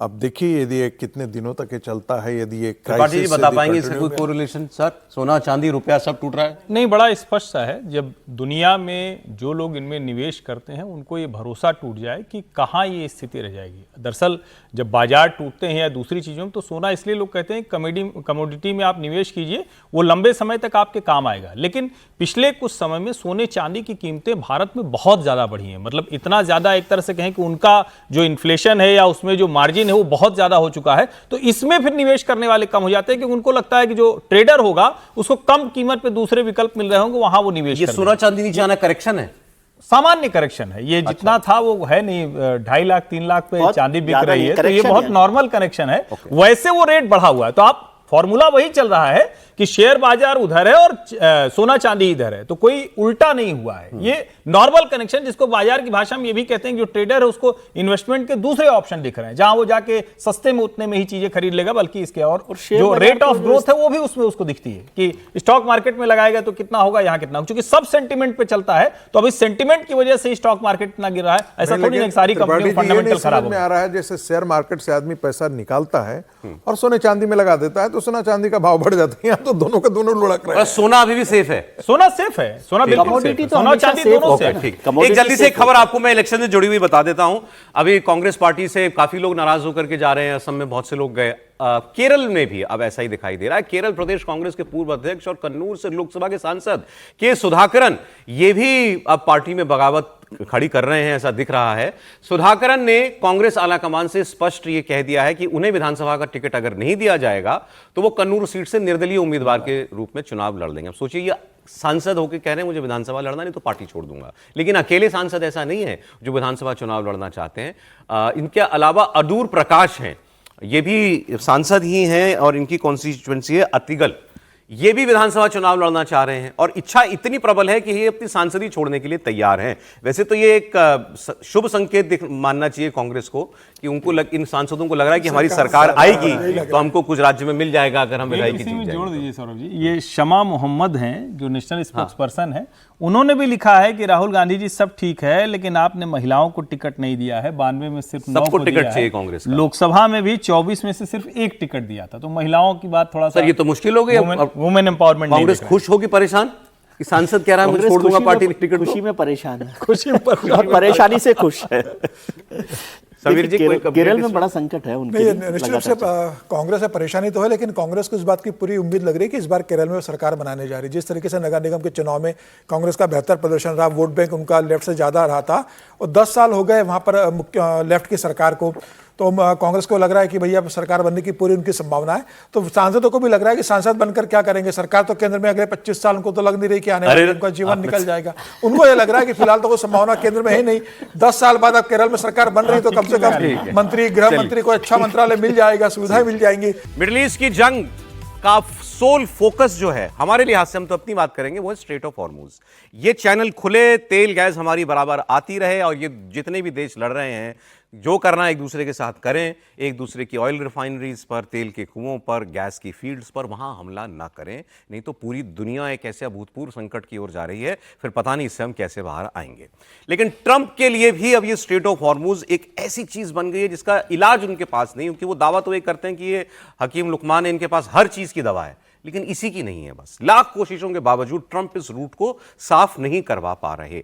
ईरान हर दिन इस इलाके में अपने दबदबा दिखा रहा है, हर दिन नया दांव चलता है। अभी समीर जी ने आपको बताया कि उसने इस रूट पर एक टैक्स भी लगा दिया है, 2 मिलियन उसने किसी शिप को निकालने के लिए वहां से मांगे हैं। अब अमेरिकी राष्ट्रपति ने स्ट्रेट ऑफ हॉर्मुज को लेकर बहुत दावे तो किए, लेकिन इसकी कठिन भौगोलिक स्थिति को एक्सेप्ट भी कर रहे हैं और अपनी प्रॉब्लम भी बता रहे हैं। ट्रंप के मुताबिक इस इलाके में दिक्कत यह है कि इतना नैरो पैसेज है कि कोई भी उनकी ship, drone, under water drone, कुछ भी, अगर छोटा सा भी कुछ उसमें किसी टैंकर को आकर के छू जाए, 2 बॉम्ब किसी ने ड्रॉप कर दिए, तो फिर कैसे आप यहां से सेफली जो है ये भरोसा दे पाएंगे शिपिंग कंपनीज को कि वो इसका इस्तेमाल करें, इस चैनल का। अगर इसको मान ले अमेरिका कह दे सेफ है, आप यहां से शिप निकालिए, ईरान रोज धमकी देता रहे तुम आओगे तो हम मारेंगे, कौन सी शिपिंग कंपनी हिम्मत कर पाएगी यहां से अपने टैंकर को निकालने की?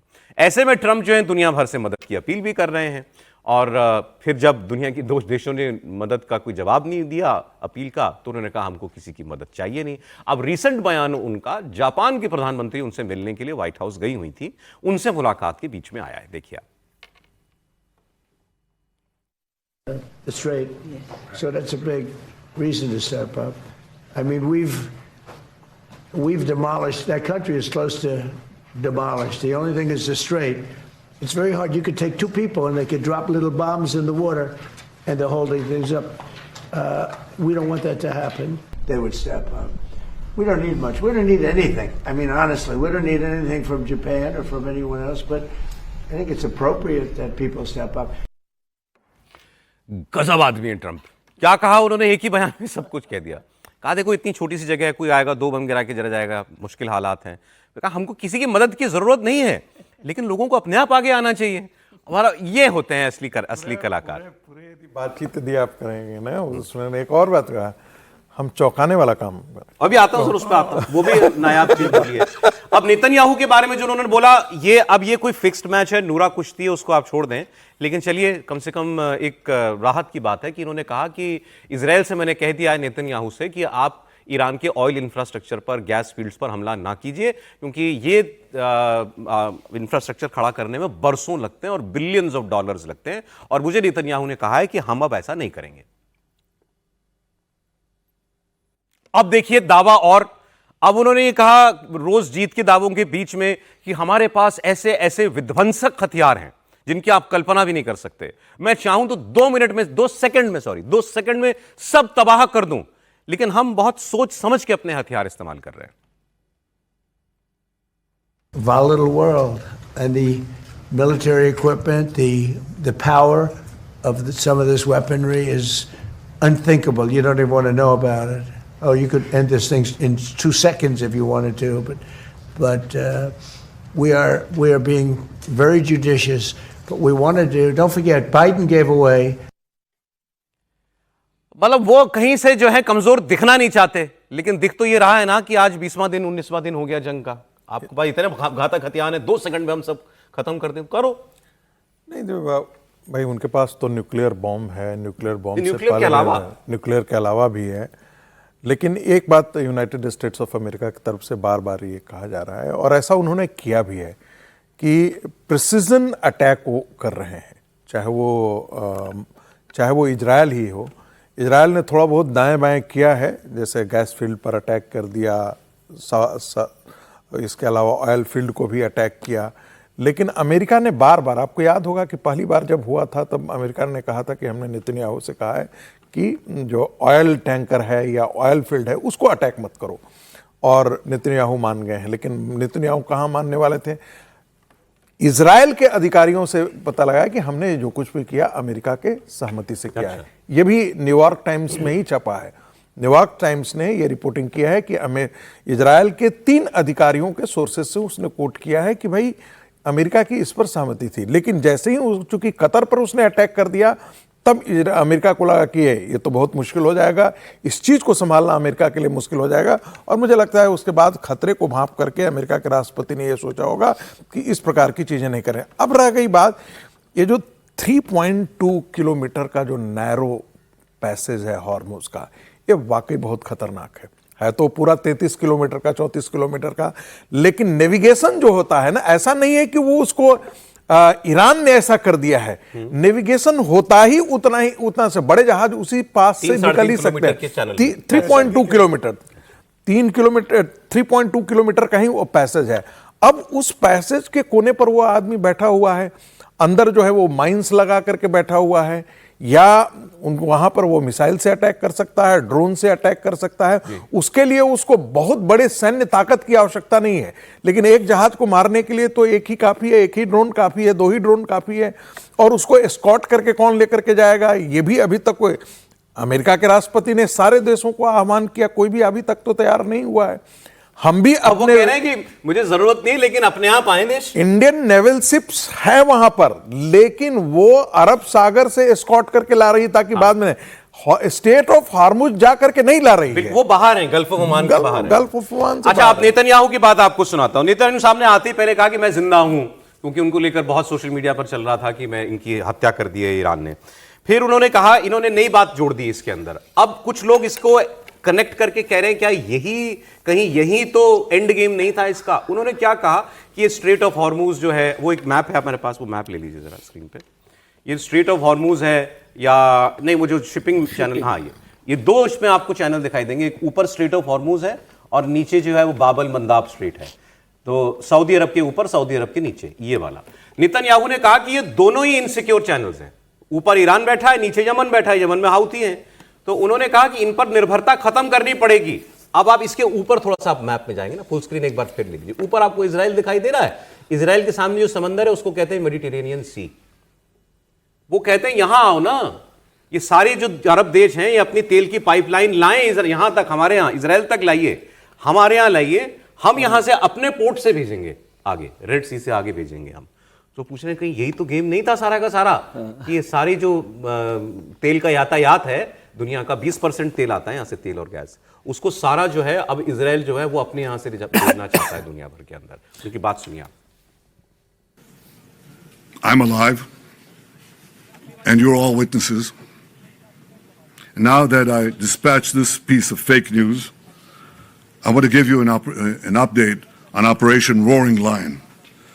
Under President Trump's visionary leadership, America and Israel are acting together in Iran with great determination and unprecedented strength.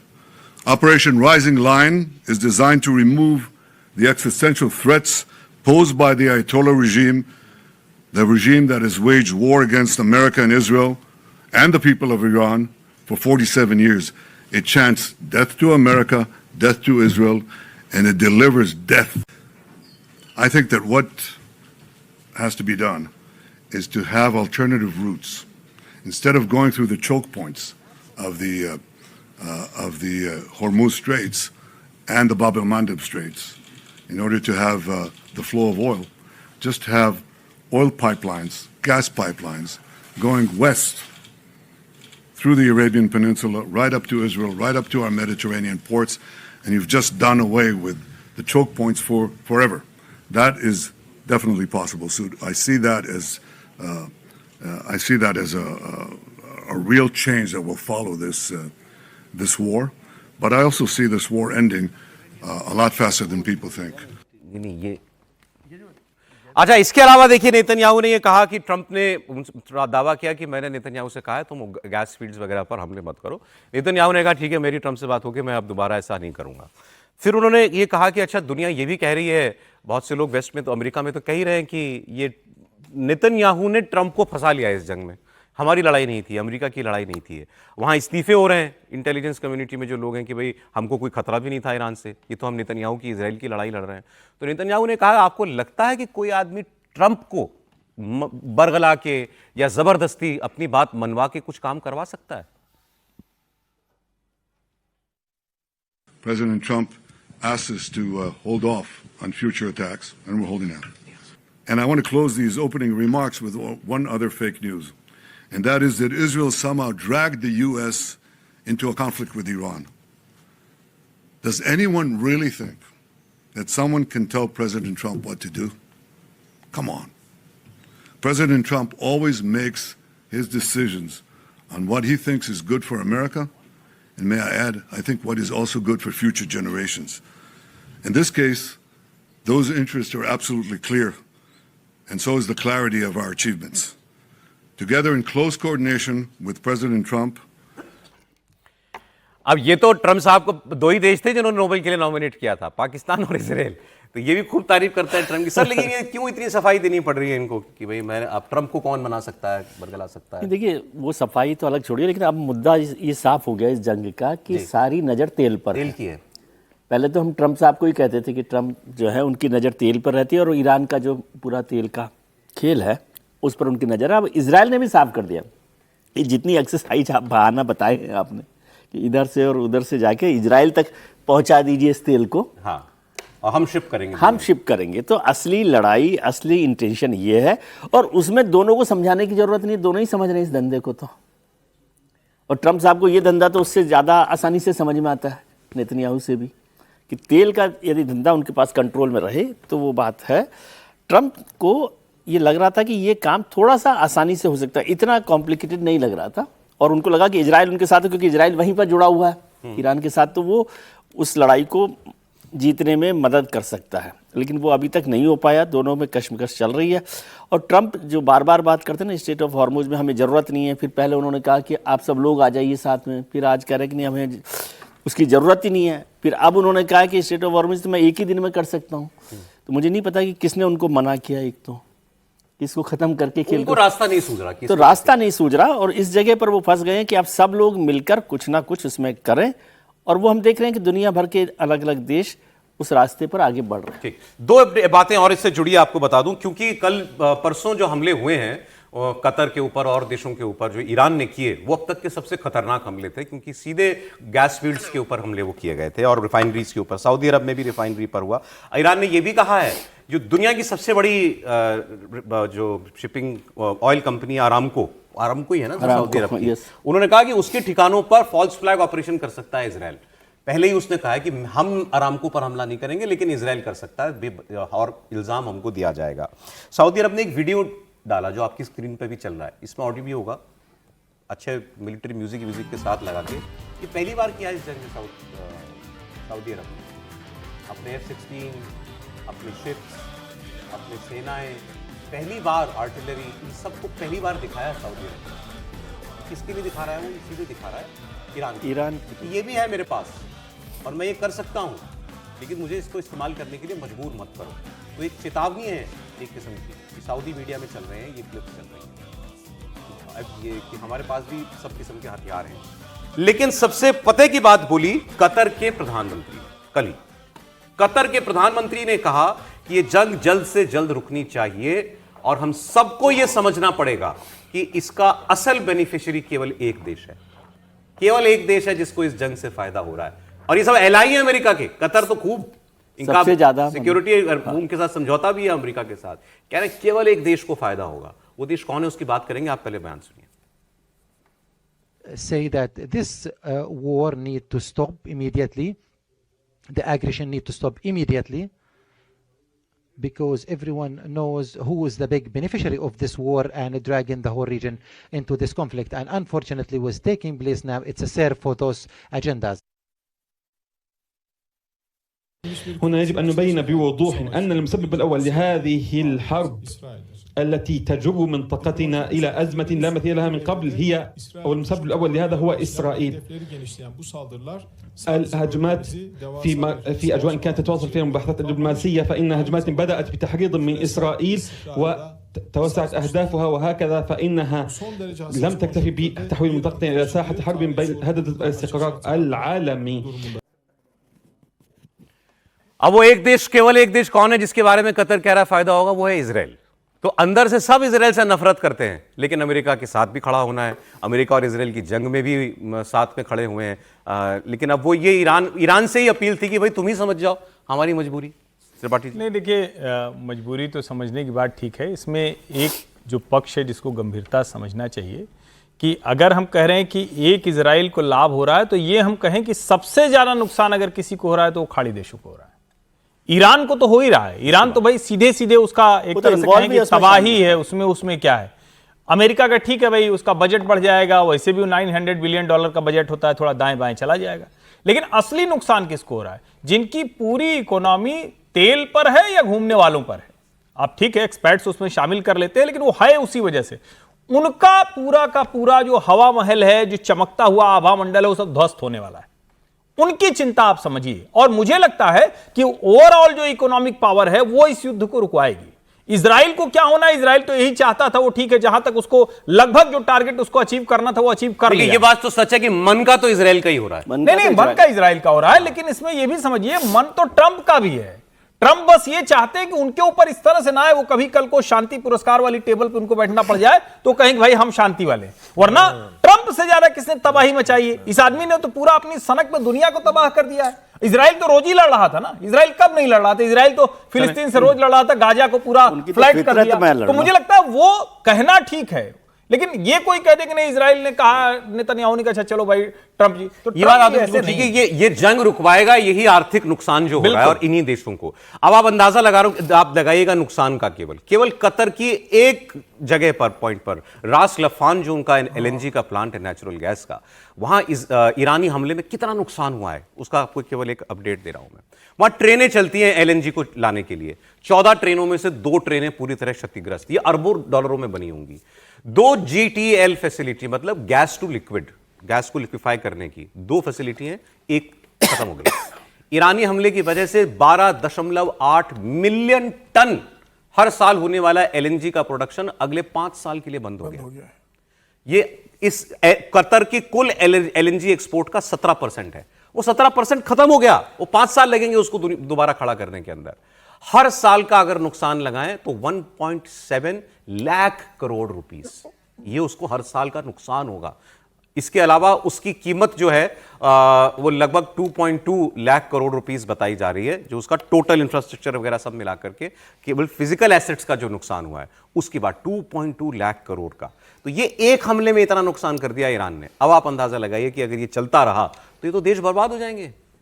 इसको पैसा और आता कहां से? एक वाक्य में और अच्छे से जो समझ में आए कि मुस्लिम वर्ल्ड की समृद्धि का कोई मॉडल रह ही नहीं जाएगा। एक लाइन में सिर्फ समझिए इसको, जो मुस्लिम वर्ल्ड है, इस्लामिक वर्ल्ड है, उसकी समृद्धि संपन्नता का कोई मॉडल नहीं रह जाएगा। सब सीरिया, यमन, इराक, ईरान यही रह जाएगा। तो और एक समीर जी, और कल ही एक चीज और मैं पढ़ रहा था कि ये जो अरब देश मिले ना सर, अभी 7-8 अरब देश जो मिले थे अभी सऊदी अरब में, वहां उन लोगों ने बात ये की और चिंता ये जताई है कि हमें लग रहा था हमारा अमेरिका के ऊपर बड़ा इन्फ्लुएंस है। इस लड़ाई में ये सारे अरब मुल्क किसी भी तरीके से अमेरिका को प्रभावित नहीं कर पाए। उसके ऊपर कोई दबाव नहीं बना पा रहे हैं जंग को रुकवाने का। समझिए, लेकिन जिस तरीके से ईरान ने रास लफान पर जिस तरीके से हमला किया संयंत्र के ऊपर, उसके बाद से कतर के अलावा बाकी सारे देश मतलब एक संकट में आएगा, क्योंकि विश्व की 20% वहाँ से गैस सप्लाई होती है। भारत तो 40% वहाँ से भारत को आता है। अगले 5 साल के लिए वहाँ से उसको ठीक होने में लगेगा और एक बड़ा नुकसान दुनिया का हुआ है। और कतर जिस तरीके से टूटा है इसके बाद से, तो बाकी खाड़ी देशों को भी लग रहा है कि वे जितने जल्दी रुके उतना अच्छा होगा, क्योंकि खाड़ी देश सब लगभग सभी इसमें झुलसने की स्थिति में है। इजराइल मानने को तैयार नहीं। इजराइल ने भले ये अमेरिका से कह दिया है कि अब अभी हम ईरान के तेल भंडारों पर हमला नहीं करेंगे क्योंकि ईरान ने कतर के तेल भंडार पर हमला कर दिया था, लेकिन जिस तरीके से ईरान ने तैयारी कर ली है, और ईरान तो अब सर पे कफन बांध चुका है कि अब इजराइल ने जितना हमें बर्बाद करना था अमेरिका ने मिलकर कर लिया है। अब हम इजराइल और अमेरिका भी जितना करे ना करे, खाड़ी देशों में जहां अमेरिका बैठा हुआ है उनको नहीं छोड़ने वाले। और मुझे लगता है खाड़ी देशों की चिंता यही है कि अगर ये युद्ध नहीं रुका तो इजराइल को तो नुकसान नहीं होगा, खाड़ी देशों को तमाम नुकसान उठाना पड़ेगा, फिर वो कतर हो, यूएई हो, सऊदी अरब हो, ये लोगों को भुगतना पड़ेगा। कुछ पाकिस्तान की खबरों की बात करते हैं। मिडिल ईस्ट की जंग की वजह से अगर किसी देश में ईरान के बाद सबसे ज्यादा मौतें हुई तो वो देश है पाकिस्तान।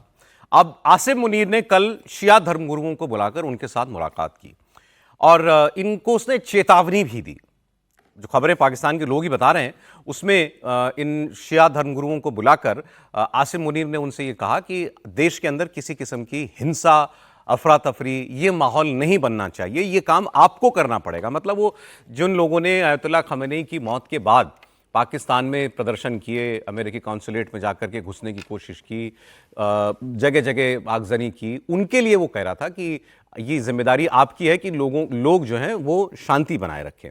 इसके बाद उसने इस बातचीत के बाद ये कहा गया है कि मौलवियों से ज़्यादा खुद वही बोला, 1 घंटा उसने ही उनके सामने भाषण दिया।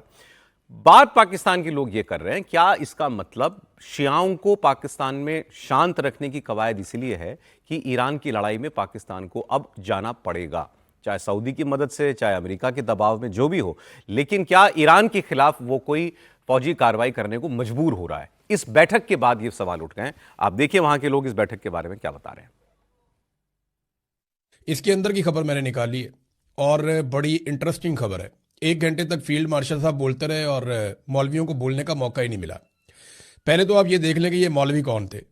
ये वही सारे शिया मौलवी हैं जिनसे पहले मुलाकात की थी मोहसिन नकवी ने, और इन्हें दरबारी मौलवियों के तौर पे देखा जाता है। कुछ मौलवियों को बुलाने की बड़ी कोशिश की गई, मैं उनके नाम इसलिए नहीं लूंगा कि उनके लिए पाकिस्तान में बहुत मुश्किलात पैदा हो जाएंगी। पहले ही उनके लिए बहुत मुश्किल है और बड़ा दबाव उन पर डाला गया कि वो आर्मी चीफ को मुलाकात करने के लिए आए। जो मेरी इत्तला है उसके मुताबिक फील्ड मार्शल ही बोलकर गए और बड़े गुस्से में बोलकर गए, और लुब्बे लुबाब उनकी गुफ्तगू का ये है कि मुझे पाकिस्तान में तुम लोगों की तरफ से कोई टेंशन नहीं चाहिए, हम जो मर्जी करें, बाहर दुनिया में जो मर्जी होता रहे, यहां पाकिस्तान में कोई ड्रामा नहीं चाहिए। और मौलवियों को काफी सख्त बातें सुननी पड़ी फील्ड मार्शल आसिम मुनीर साहब से। अब आप पहले यही सोचिए कितना अजीबोगरीब है ये सब कुछ, कितना अनयूजुअल है। कहां होता है कि एक आर्मी चीफ वो मुसलमान, वो एक कुछ धर्म गुरुओं को, वो भी एक सेक्ट के, उसमें भी शिया सुन्नी कर दिया उसने, उनको बुला करके उनसे मीटिंग कर रहा है। मतलब वो कोई मैसेज देना चाह रहा है। सर क्या मतलब समझे आप इस मुलाकात का? बात बहुत साफ है कि पाकिस्तान आने वाले दिनों में यदि जंग में कूदता है, या ईरान चूंकि एक सिया बहुल मुल्क है और स्वाभाविक है कि ईरान में चूंकि खामनेई की मृत्यु हुई है और ईरान पर जो है वो अमेरिका ने हमला किया है, तो दुनिया भर के सियाओं का कहीं ना कहीं एक प्रकार का एफिलिएशन फील होता है, एक इमोशनल अटैचमेंट है, और स्वाभाविक तौर पर वो नाराज हैं, वो पाकिस्तान से नाराज, वो उन सारे लोगों से नाराज हैं जो अमेरिका के साथ इस जंग में ईरान के खिलाफ खड़े हैं। जी, स्वाभाविक है कि पाकिस्तान, आपने देखा होगा कि भारत के सड़कों पर भी, चाहे वो कश्मीर हो, चाहे वो कलकत्ता हो, चाहे वो लखनऊ हो, सारे जगह सिया मुसलमान भी सड़कों पर उतर करके इसका प्रोटेस्ट करने आए हैं और अमेरिका के लिए जो है वो उनके खिलाफ दुआएं मांग रहे हैं। ऐसी स्थिति में ऐसी बात तो है नहीं कि पाकिस्तान के अंदर जो सिया मस्जिदों में हर साल कम से कम 50 बम तो फूटते ही होंगे, 100-200 लोग तो सिया लोग मारे ही जाते हैं, और मारने वाले कौन होते हैं? सुन्नी है। पाकिस्तान एक सुन्नी बहुल कंट्री है। सिया लोग वहां पर प्रदर्शन करने के लिए सड़कों पर उतरे थे। आपको याद होगा कि ईरान के अंदर जब बमबारी हुई थी उसके 2 दिन के अंदर ही सिया लोग जहां जहां उनका डोमिनेंस था वहां पर वो सड़कों पर उतर करके आए थे और एक प्रकार से पाकिस्तान के खिलाफ भी वो प्रदर्शन कर रहे थे। ऐसे में स्वाभाविक है कि आसिम मुनीर उनको कह रहे होंगे, उनको धमका रहे होंगे कि आप इस प्रकार का प्रदर्शन मत कीजिए, आपको ईरान से कोई लेना देना नहीं है और ये हमारे देश के हित में है। यदि मैं जो कुछ भी करूं या दुनिया में क्या हो रहा है उससे आप जरा कट ऑफ करके रखें। अच्छा, भारत के मुसलमानों को ये बात कब समझ में आई? भारत के मुसलमानों को तो भारत का न प्रधानमंत्री न राष्ट्रपति या किसी ने आकर के नहीं कहा है कि भाई कोई प्रदर्शन, अरे खिलाफत मूवमेंट के खिलाफ यही बात तो हम लोग कर रहे थे। टर्की के खलीफा से भारत के मुसलमानों का क्या लेना देना है, गाजा के मुसलमानों से भारत के मुसलमानों का क्या लेना देना है। यदि ये बात भारत के हिंदुस्तान में हम कहते हैं तो कहते हैं अरे आप ऐसे क्यों कह रहे हैं। पाकिस्तान जो एक मुस्लिम कंट्री है, इस्लामिक रिपब्लिक है, वो उसका जो है वो आसिफ मुनीर कह रहा है, वहां के मौलानाओं को बुला करके धमका रहा है और कह रहा है तुमको ईरान के कोई लेना देना नहीं होना चाहिए, और तुम यदि फसाद करोगे तो हम कड़ी कार्रवाई करेंगे। अब देखिए दूसरी चिंता पाकिस्तान की, ये बार बार वहां के लोगों की बातों में दिखाई देती है। अब वो अमेरिका के साथ है इस जंग में, इसमें तो कोई शक नहीं। ईरान के ऊपर हमला भी करना पड़ सकता है, तो मदद किसकी करेगा? इजराइल की। और अगर वहां कोई सत्ता परिवर्तन हो गया, ये चले गई, ये जो शिया महासल्तनत है, इसको अगर जाना पड़ा, तो इसके बदले में जो भी आएगा, पाकिस्तानी रोज ये बात करते हैं कि भाई वो तो इजराइल का सगा होगा ना, हमारा सगा थोड़ी होगा। और हमारे तो वैसे ही उनके साथ बहुत प्रॉब्लम्स चल रही हैं। इनके यहाँ जो बलोचों की प्रॉब्लम है पाकिस्तान में, वही बलोच उधर भी हैं, ईरान के बॉर्डर के उस तरफ। तो वो कह रहे हैं पहला संकट तो हमारे ऊपर ही आना है अगर यहां ईरान के अंदर सत्ता परिवर्तन हो गया। नहीं, हामिद मीर की बात सुन के मन कर गया कि ईरान में सत्ता परिवर्तन हो जाए। त्रिपाठी जी, नहीं, हो ही जाना चाहिए, इनकी इच्छा भी जो दिख रही है। और वैसे भी बलोच अगर दोनों तरफ के मिल जाएं तो ये तो श्रेष्ठ स्थिति। दोनों तरफ के बलोच मिल जाए, दोनों तरफ के पठान मिल ही जाए ना, पठान भी मिल जाए, पठान भी मिल जाए, इधर डूरंड भी ठीक हो जाए, उधर वाला भी ठीक हो जाए। तो और मुझे लगता है कि ये खतरा उनको बहुत साफ साफ नजर आ रहा है। इसलिए जो बार बार पाकिस्तान की हम स्थिति कहते हैं ना, वो उबले आलू जैसी इसीलिए है। वो कभी अमेरिका के चरणों में, कभी चीन के चरणों में, इस वजह से भी जाते हैं। और जिस तरह का बॉर्डर है ईरान के साथ, उसमें तो पाकिस्तान के लिए संकट बहुत बड़ा हो जाएगा। फिर तो वो संभाल नहीं पाएंगे, फिर तो उधर से मारे जाएंगे और उधर से मारे जाएंगे। यहां एक चीज और समझिए, वहां रिजीम चेंज हो ना हो, अब वीक लीडरशिप का मतलब होगा कि जो उस लाइन से सटा हुआ ईरानी बलोच वाला इलाका है, वो वैसे भी अब सेंट्रल तेहरान के कब्जे में नहीं रहेगा। इसको भी आप समझिए, इसकी भी चर्चा वहां खूब हो रही है। और अगर वो इनके कब्जे में नहीं रहेगा तो जाहिर है फिर वो किधर लड़ेगा। तो एक तरीका होगा वो ईरान में लड़ रहा होगा, और दूसरा तरीका होगा बॉर्डर पर लड़ रहा होगा, तो वो इधर सपोर्ट कर रहा होगा। तो पाकिस्तान की मुश्किलें इस वजह से बहुत ज्यादा बढ़ने वाली हैं। लेकिन ओवरऑल अगर हामिद मीर साहब कह रहे हैं इतने समझदार आदमी हैं, तो हो ही जाना चाहिए, फिर क्या है, मिलने में किसी को बाधा क्यों? अब मैं आपको बता रहा था वो कौन से एग्जाम में नंबर 1 आया Pakistan. Institute for economics and peace की ग्लोबल टेररिज्म इंडेक्स की रिपोर्ट आई है। इस ग्लोबल टेररिज्म इंडेक्स में आतंकवाद से प्रभावित देशों में पाकिस्तान नंबर 1 पर है। पाकिस्तान इसको ऐसे पेश करेगा कि हम तो देखिए विक्टिम है। विक्टिम वहां हो क्यों रहा है, उसका जिम्मेदार भी पाकिस्तान है। इससे पहले टॉप पर कौन सा देश था ग्लोबल टेरर इंडेक्स पे? Burkina Faso. गूगल कीजिए कहां पे है। पाकिस्तान तो सबको पता है, पाकिस्तान नंबर 1 पे आ गया। पिछले 12 बार से पाकिस्तान हर बार इस लिस्ट में टॉप 10 पर रहा, पहली बार टॉप किया 2025 में। ग्लोबल टेररिज्म इंडेक्स की रिपोर्ट बता रही है पाकिस्तान में 1045 आतंकवादी घटनाएं हुई। कितनी? 1045। इसमें 1139 लोगों की मौत हुई, 1595 लोग घायल हुए। अब कल्पना कीजिए कि यह देश कैसे चल रहा है। 1000 आतंकवादी घटनाएं, 1500 लोगों का उसमें मारा जाना। और ये सारे कौन है? ये सारे हमले जो है तालिबान ने नहीं करा दिए, सारे हमले टीटीपी ने तो नहीं किए। कि पाकिस्तान के खुद के पाप हैं जो उसके सामने अब आ रहे हैं। सर, मुझे लगता है ये बहुत लंबे अरसे के बाद पाकिस्तान इतने बुरे दौर से गुजर रहा है। निश्चित रूप से। और पाकिस्तान में जिस तरीके से भाई पूरी दुनिया में वो टेरर एक्सपोर्ट करता है, और खासतौर से भारत में जिस तरीके से वो आतंकवादी भेजता है, और उसने अपने देश को, अपनी भूमि को जिस तरीके से आतंकवादियों की शरणस्थली बना लिया, ट्रेनिंग कैंप बना दिया, उसने उनके लिए अपने पनाहगार बना दिया है पाकिस्तान ने अपने दुनिया के तमाम आतंकवादियों, खासतौर से अपने तैयार किए हुए आतंकवादी के लिए। तो ये तो होना ही था कि वो दुनिया में नंबर 1 देश बनेगा, कि जहाँ पर सबसे ज़्यादा आतंकवादी घटनाएं होती है, जो आतंकवादी वाला देश है। तो मुझे लगता है कि पाकिस्तान इस बात पर गर्व कर सकता है कि भाई दुनिया में हमारी कोई कीमत नहीं, लेकिन हम जो चीज़ उगाते हैं, जो चीज़ हम पाल पोस के बड़ी करते हैं, दुनिया में बेचते हैं, आज दुनिया उस बात को रिकॉग्नाइज कर रही है। और पाकिस्तान सिर्फ अपने देश में आतंकवाद से पीड़ित नहीं, वो दुनिया में आतंकवाद भेजने का काम करता है। दुनिया को समझना चाहिए कि पाकिस्तान कैसा कंट्री है, लेकिन उसके बाद भी अमेरिका पाकिस्तान को पूरा सपोर्ट करता है। ये एक बड़ी बात है। और पाकिस्तान खुद ओसामा बिन लादेन के आतंकवाद से पीड़ित रहा, वही ओसामा बिन लादेन पाकिस्तान के शरण के अंदर रहता है। दुनिया के तो बता दीजिए, ये आसिम मुनीर की अचीवमेंट है जो अपने आप को प्रमोशन देता है।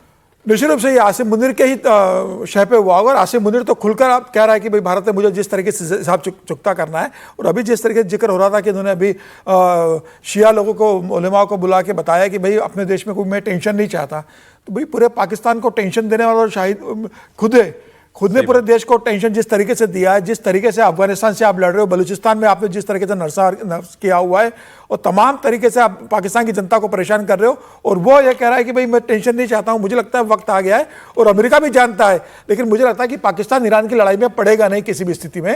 उसकी स्थिति ऐसी, वो जानता है कि पावर सेना ने पाकिस्तान में इस वक्त सेंट्रलाइज की हुई है, अपने हाथों में आसिम मुनीर ने ली हुई है, ऐसा तो कभी नहीं हुआ। कभी पाकिस्तान की सेना जो है वो एयरफोर्स और नेवी की बॉस नहीं बनी। पहली बार आसिम मुनीर ने ये किया। पहली बार जो है वहां कोई फील्ड मार्शल जो है सर्विंग आर्मी चीफ है। जब वो बना था, इनसे पहले अयूब खान, वो तो फिर सेमी रिटायरमेंट में था, वो प्रेसिडेंट हो गया था। ये पहली बार है कि फील्ड मार्शल वहां पर वर्दी पहन करके आर्मी को कमांड कर रहा है। ये पहली बार है कि उसने अपने आप को पूरी उम्र के लिए इम्यूनिटी कानूनी मामलों से दी हुई है। उसके बावजूद आतंकवादी मामलों में नंबर 1 पर है पाकिस्तान, इतनी सैन्य ताकत होने के बावजूद। सर, एक तो मुबारकबाद पाकिस्तान को, लेकिन एक तो इसमें ये खबर को इस तरह से नंबर 1 करना, मतलब इसमें खबर क्या है? पाकिस्तान में आतंकवादी पल रहे हैं, पाकिस्तान आतंक, लेकिन इसको पाकिस्तान कैसे यूज कर सकता है आप इसको देखिए। ये ग्लोबल टेररिज्म इंडेक्स हम हिंदुस्तान के नजरिए से देख रहे हैं, पाकिस्तान आतंकवाद को पाल रहा है। ये जो इंडेक्स बता रहा है वो कह रहा है कि वो विक्टिम है, वो ऐसे ही देखेगा। हाँ, तो वो उसको उस तरह से यूज करेगा कि दुनिया में पाकिस्तान ऐसा देश है जो सबसे बड़ा विक्टिम है। यदि आपको याद हो, प्रोफेसर साहब को याद होगा कि शर्मल शेख में क्या हुआ था। शर्मल जिक्र करना चाहता जी, शर्मल शेख में भी यही हुआ ना कि जब पाकिस्तान और हिंदुस्तान मिले तो मनमोहन सिंह सरकार थी, प्रधानमंत्री थे, और उस वक्त भारत ने उस दस्तावेज पर, उस डॉक्यूमेंट पर, मतलब जो एग्रीमेंट था उस पर साइन किए, डिक्लेरेशन पर, जिसमें कहा गया कि पाकिस्तान और भारत दोनों आतंकवाद पीड़ित देश हैं। तो ये बड़ी घटना है, आप इसको बहुत नॉन सीरियसली मत लीजिए, और ये मजाक वाली बात नहीं। पाकिस्तान एक नई तरीके की इमेज गढ़ना चाहता है, फैलाएगा आतंकवाद और अपने आप को दुनिया का सबसे number 1 victim, terror victim country कहलाने की। इसके बहुत अलग मायने हैं, इसको समझने की जरूरत है कि ये, और उस समय इतनी बड़ी प्रतिक्रिया हुई थी कि जब भारत ने इस बात को, बलूचिस्तान का भी नाम लिया गया था ना, मतलब भारत बलूचिस्तान का, हाँ, तो वही कह रहा, नहीं करेगा इस्तेमाल। और उस समय मतलब भारत के प्रधानमंत्री की मौजूदगी में ये बड़ी घटना हुई थी कि कभी इस तरह की बात की जाए कि भारत की मौजूदगी और भारत उसको अप्रूव करे। हाँ। तो मैं इसको, हम लोग इसको नॉन सीरियस तरीके से मत लीजिए। पाकिस्तान इसको दूसरे तरीके से इस्तेमाल करना चाहता है कि लिए भारत जो है कैसे कर रहा है, क्योंकि भारत उसका सबसे करीबी जो करेगा। लेकिन ये तो दिख रहा है ना कि तुमने जो गड्ढा दूसरों के लिए खोदा वो था, तो ठीक है, हाँ वो तो ठीक है, इसीलिए मैं कह रहा हूँ वो तो बात है इसमें कि भाई आतंकवादी घटनाएं वो सब कर रहे हैं, आतंकवादी वहां पर मौजूद हैं, लेकिन वो आतंकवाद फैलाने की बजाय ये ग्लोबल टेररिज्म इंडेक्स में ग्लोबली, अभी आपको याद हो जब ये घटना हुई ऑपरेशन सिंदूर, तो पहलगाम की जब घटना हुई थी तो प्रधानमंत्री ने कहा था, वो भी भारत ने पहली बार कहा कि पाकिस्तान, अभी तक हम ये कहते थे क्रॉस बॉर्डर टेररिज्म, प्रधानमंत्री ने कहा कि क्रॉस बॉर्डर टेररिज्म का देश नहीं है पाकिस्तान, पूरी दुनिया में जो आतंकवाद है उसका कनेक्शन पाकिस्तान से। आप बोल रहे हैं, देखिए असली बात यह है कि पाकिस्तान इसको इस्तेमाल करना चाहेगा कि हम विक्टिम है, ये दुरुस्त बात है, लेकिन कौन लोग हैं जो ये कर रहे हैं? तो उनके भीतर वो लोग जो, एक तो अपनी ग्रीवांस है, दूसरा पाकिस्तान में सबसे ज्यादा यूएन डेजिग्नेटेड टेररिस्ट ऑर्गेनाइजेशन और टेररिस्ट उनके हेड ऑफिस है। अगर आप उनको तबाह करने की क्षमता रखते हैं तो आप बोल सकते हैं कि हम पीड़ित हैं। जैसे हमारे यहां गुंडे बदमाश अपराधी होते हैं, उनके यहां टेररिस्ट हैं, तो हमारे यहां गुंडे बदमाश अपराधी हो, किसी को गोली मार दिया, कुछ कर दिया, वहां बम से उड़ा देते हैं। और वहां जो रिलीजियस लेवल पर है वो सिर्फ माइनॉरिटी के खिलाफ नहीं है, मेजॉरिटी माइनॉरिटी उसके बीच वाला भी मसला है कि शिया सुन्नी को मारना है। तो अगर आप इस लेवल पर जाते हैं तो इसका मतलब तो यही हुआ ना, आपने जो बोया वही काट रहे हैं, और थोड़ा स्थिति आगे चले। तो ये खैर जो भी था, अब ये तो पाकिस्तानियों को सोचना है कि कहां ले आए हैं वो अपने देश को। अब मैं आपको एक बार फिर से जरा ट्रंप साहब की कुछ खबर बताता हूं। वहां गई हुई है जापान की प्रधानमंत्री। जापान की प्रधानमंत्री अभी चुनाव जीती है, उनको लैंडस्लाइड विक्ट्री मिली है। अच्छा वीडियो। ये भी हार्डलाइनर राइट विंगर बताई जाती हैं। तो वो वहां गई तो, और उम्मीद तो उनसे ये कर रही थी कि ये कुछ जाएंगी, कुछ खरा बोलेंगी ट्रंप के सामने, लेकिन उन्होंने जाकर के जो आजकल ट्रंप को खुश करने के लिए लोग कर रहे हैं वो ये कि आप ट्रंप को ये बताओ कि you are a man of peace, आप तो शांति दूत हैं, आप दुनिया भर में जो है शांति आप ही करा सकते हैं। और उन्होंने भी यही बोला नाम लेकर के। उसमें जो मजेदार बात मुझे लगी, उन्होंने मिस्टर प्रेसिडेंट नहीं कहा, उन्होंने कहा डोनाल्ड। डोनाल्ड, तुम ही शांति करा सकते हो पूरी दुनिया में, कब जानोगे अपने आप को? देखिए। But even against such backdrop, I firmly believe that it is only you, Donald, who can achieve peace across the world. そのために私は、諸外国に働きかけて、しっかりと応援をしたいと思っています。And to do so, I am ready to reach out to many of the partners in the international community to achieve our objective together. 今日私はそれを伝えに来ました。देखा आपने, Donald ही कराएंगे दुनिया में शांति। Donald ने इस तारीफ का सिला कैसे दिया, ये आप देखिए जरा। वो ज्यादा इंटरेस्ट। ये जापान का सबसे दुखद अध्याय पूरे उसके इतिहास का क्या है? जापान यदि मतलब ट्रंप की तारीफ करे, इससे बड़ा कुछ नहीं हो सकता। सोचिए ना, जापान के ऊपर मतलब जापान का जो सबसे ज्यादा उसके इतिहास में दर्दनाक वो है चैप्टर, वो है हिरोशिमा नागासाकी। जापान ने दुनिया के इतिहास में कही है। हिरोशिमा नागासाकी क्यों हुआ था? क्योंकि जापान ने वर्ल्ड वॉर 2 में पर्ल हार्बर पर हमला कर दिया था, जिसमें हजारों अमेरिकी मारे गए थे। उसके जवाब में नागासाकी हिरोशिमा पर एटॉमिक हमला किया था जापान ने। क्या आप किसी को उसका जो है इतना दर्द भरा इतिहास की याद दिलाएंगे? बिल्कुल उसके मुंह पे याद दिलाएंगे? ट्रंप कर सकते हैं। ये तो कह रही हैं आप शांति दूत हैं, डोनाल्ड शांति करो।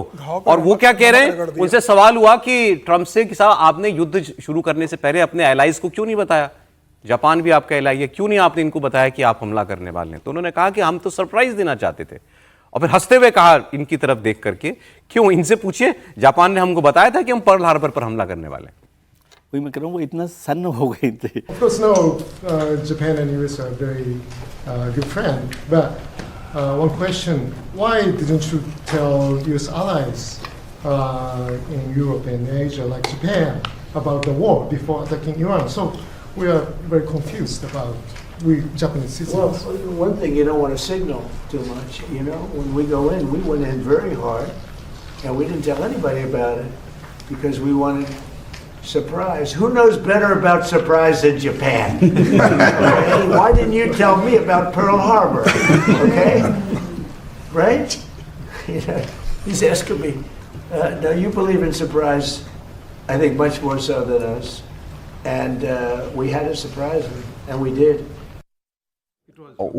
वो जो महिला है उनको अंग्रेजी समझ में आती है, सब समझती हैं वो, और मुस्कुरा रही थी सवाल जब तक सवाल पूछा जा रहा था। और डोनाल्ड ट्रंप ने जैसे ही पर्ल हार्बर का नाम लिया, आप उनकी शक्ल देखिए, बिल्कुल सन्न हो गई वो। सन्न हो गई। ये कैसे कह सकता है कोई आदमी है? देखिए, एक चीज़ तो बहुत साफ हो गया है, मतलब डोनाल्ड ट्रंप के दूसरे कार्यकाल के अंदर, पहले कार्यकाल की उस वैसी स्मृतियां मेरे मन में कहीं से नहीं आ रही है, लेकिन दूसरे कार्यकाल में कि डोनाल्ड ट्रंप, जिसे डिप्लोमेसी की कोई मर्यादा होती है ना, हम राष्ट्राध्यक्षों से बात करते हैं तो कैसे बात करनी चाहिए, कितनी बात करनी चाहिए, और जो आपके प्राइवेट में हम जो बात कर रहे हैं उसको पब्लिक डोमेन में लाना है नहीं लाना है। हम आपस में दोस्तों में भी कई बात अपने एक दूसरे के वैचारिक विरोधी भी एक दूसरे के खिलाफ बात करते हैं और अपनी बातें शेयर करते हैं, लेकिन फिर उसका कभी हम और उसे टेलीविज़न चैनल पर उसका इस्तेमाल नहीं करते हैं एक दूसरे के खिलाफ। ये इसलिए है क्योंकि आप अपनी मर्यादा और संस्कार को आप समझते हैं कि हमको क्या बोलना है। नैतिकता होती है। डोनाल्ड ट्रंप में कहीं से दिखता नहीं है उनको क्या बोलना है। ये इनको हिरोशिमा नागासाकी याद दिला रहे थे। और मुझे खरी वही कई बार लगता है, मुझे याद आता है कि एक अमेरिकन स्कॉलर मिली थी और मैंने डोनाल्ड ट्रंप का जिक्र कर दिया था, और मैं भी डोनाल्ड ट्रंप का बड़ा समर्थक था। लगता था कि 2024 के अंदर वो आए ताकि भारत, उन्होंने बांग्लादेश को लेकर के जो बातें की, जो हवन करवाए उसका नहीं, जो भी हो, हवन हमारे हवन क्या करवाने से क्या होगा, बहुतों के हवन कराने से होगा। लेकिन उसने जब ये कहा तो कहा कि Donald Trump you are talking about shit.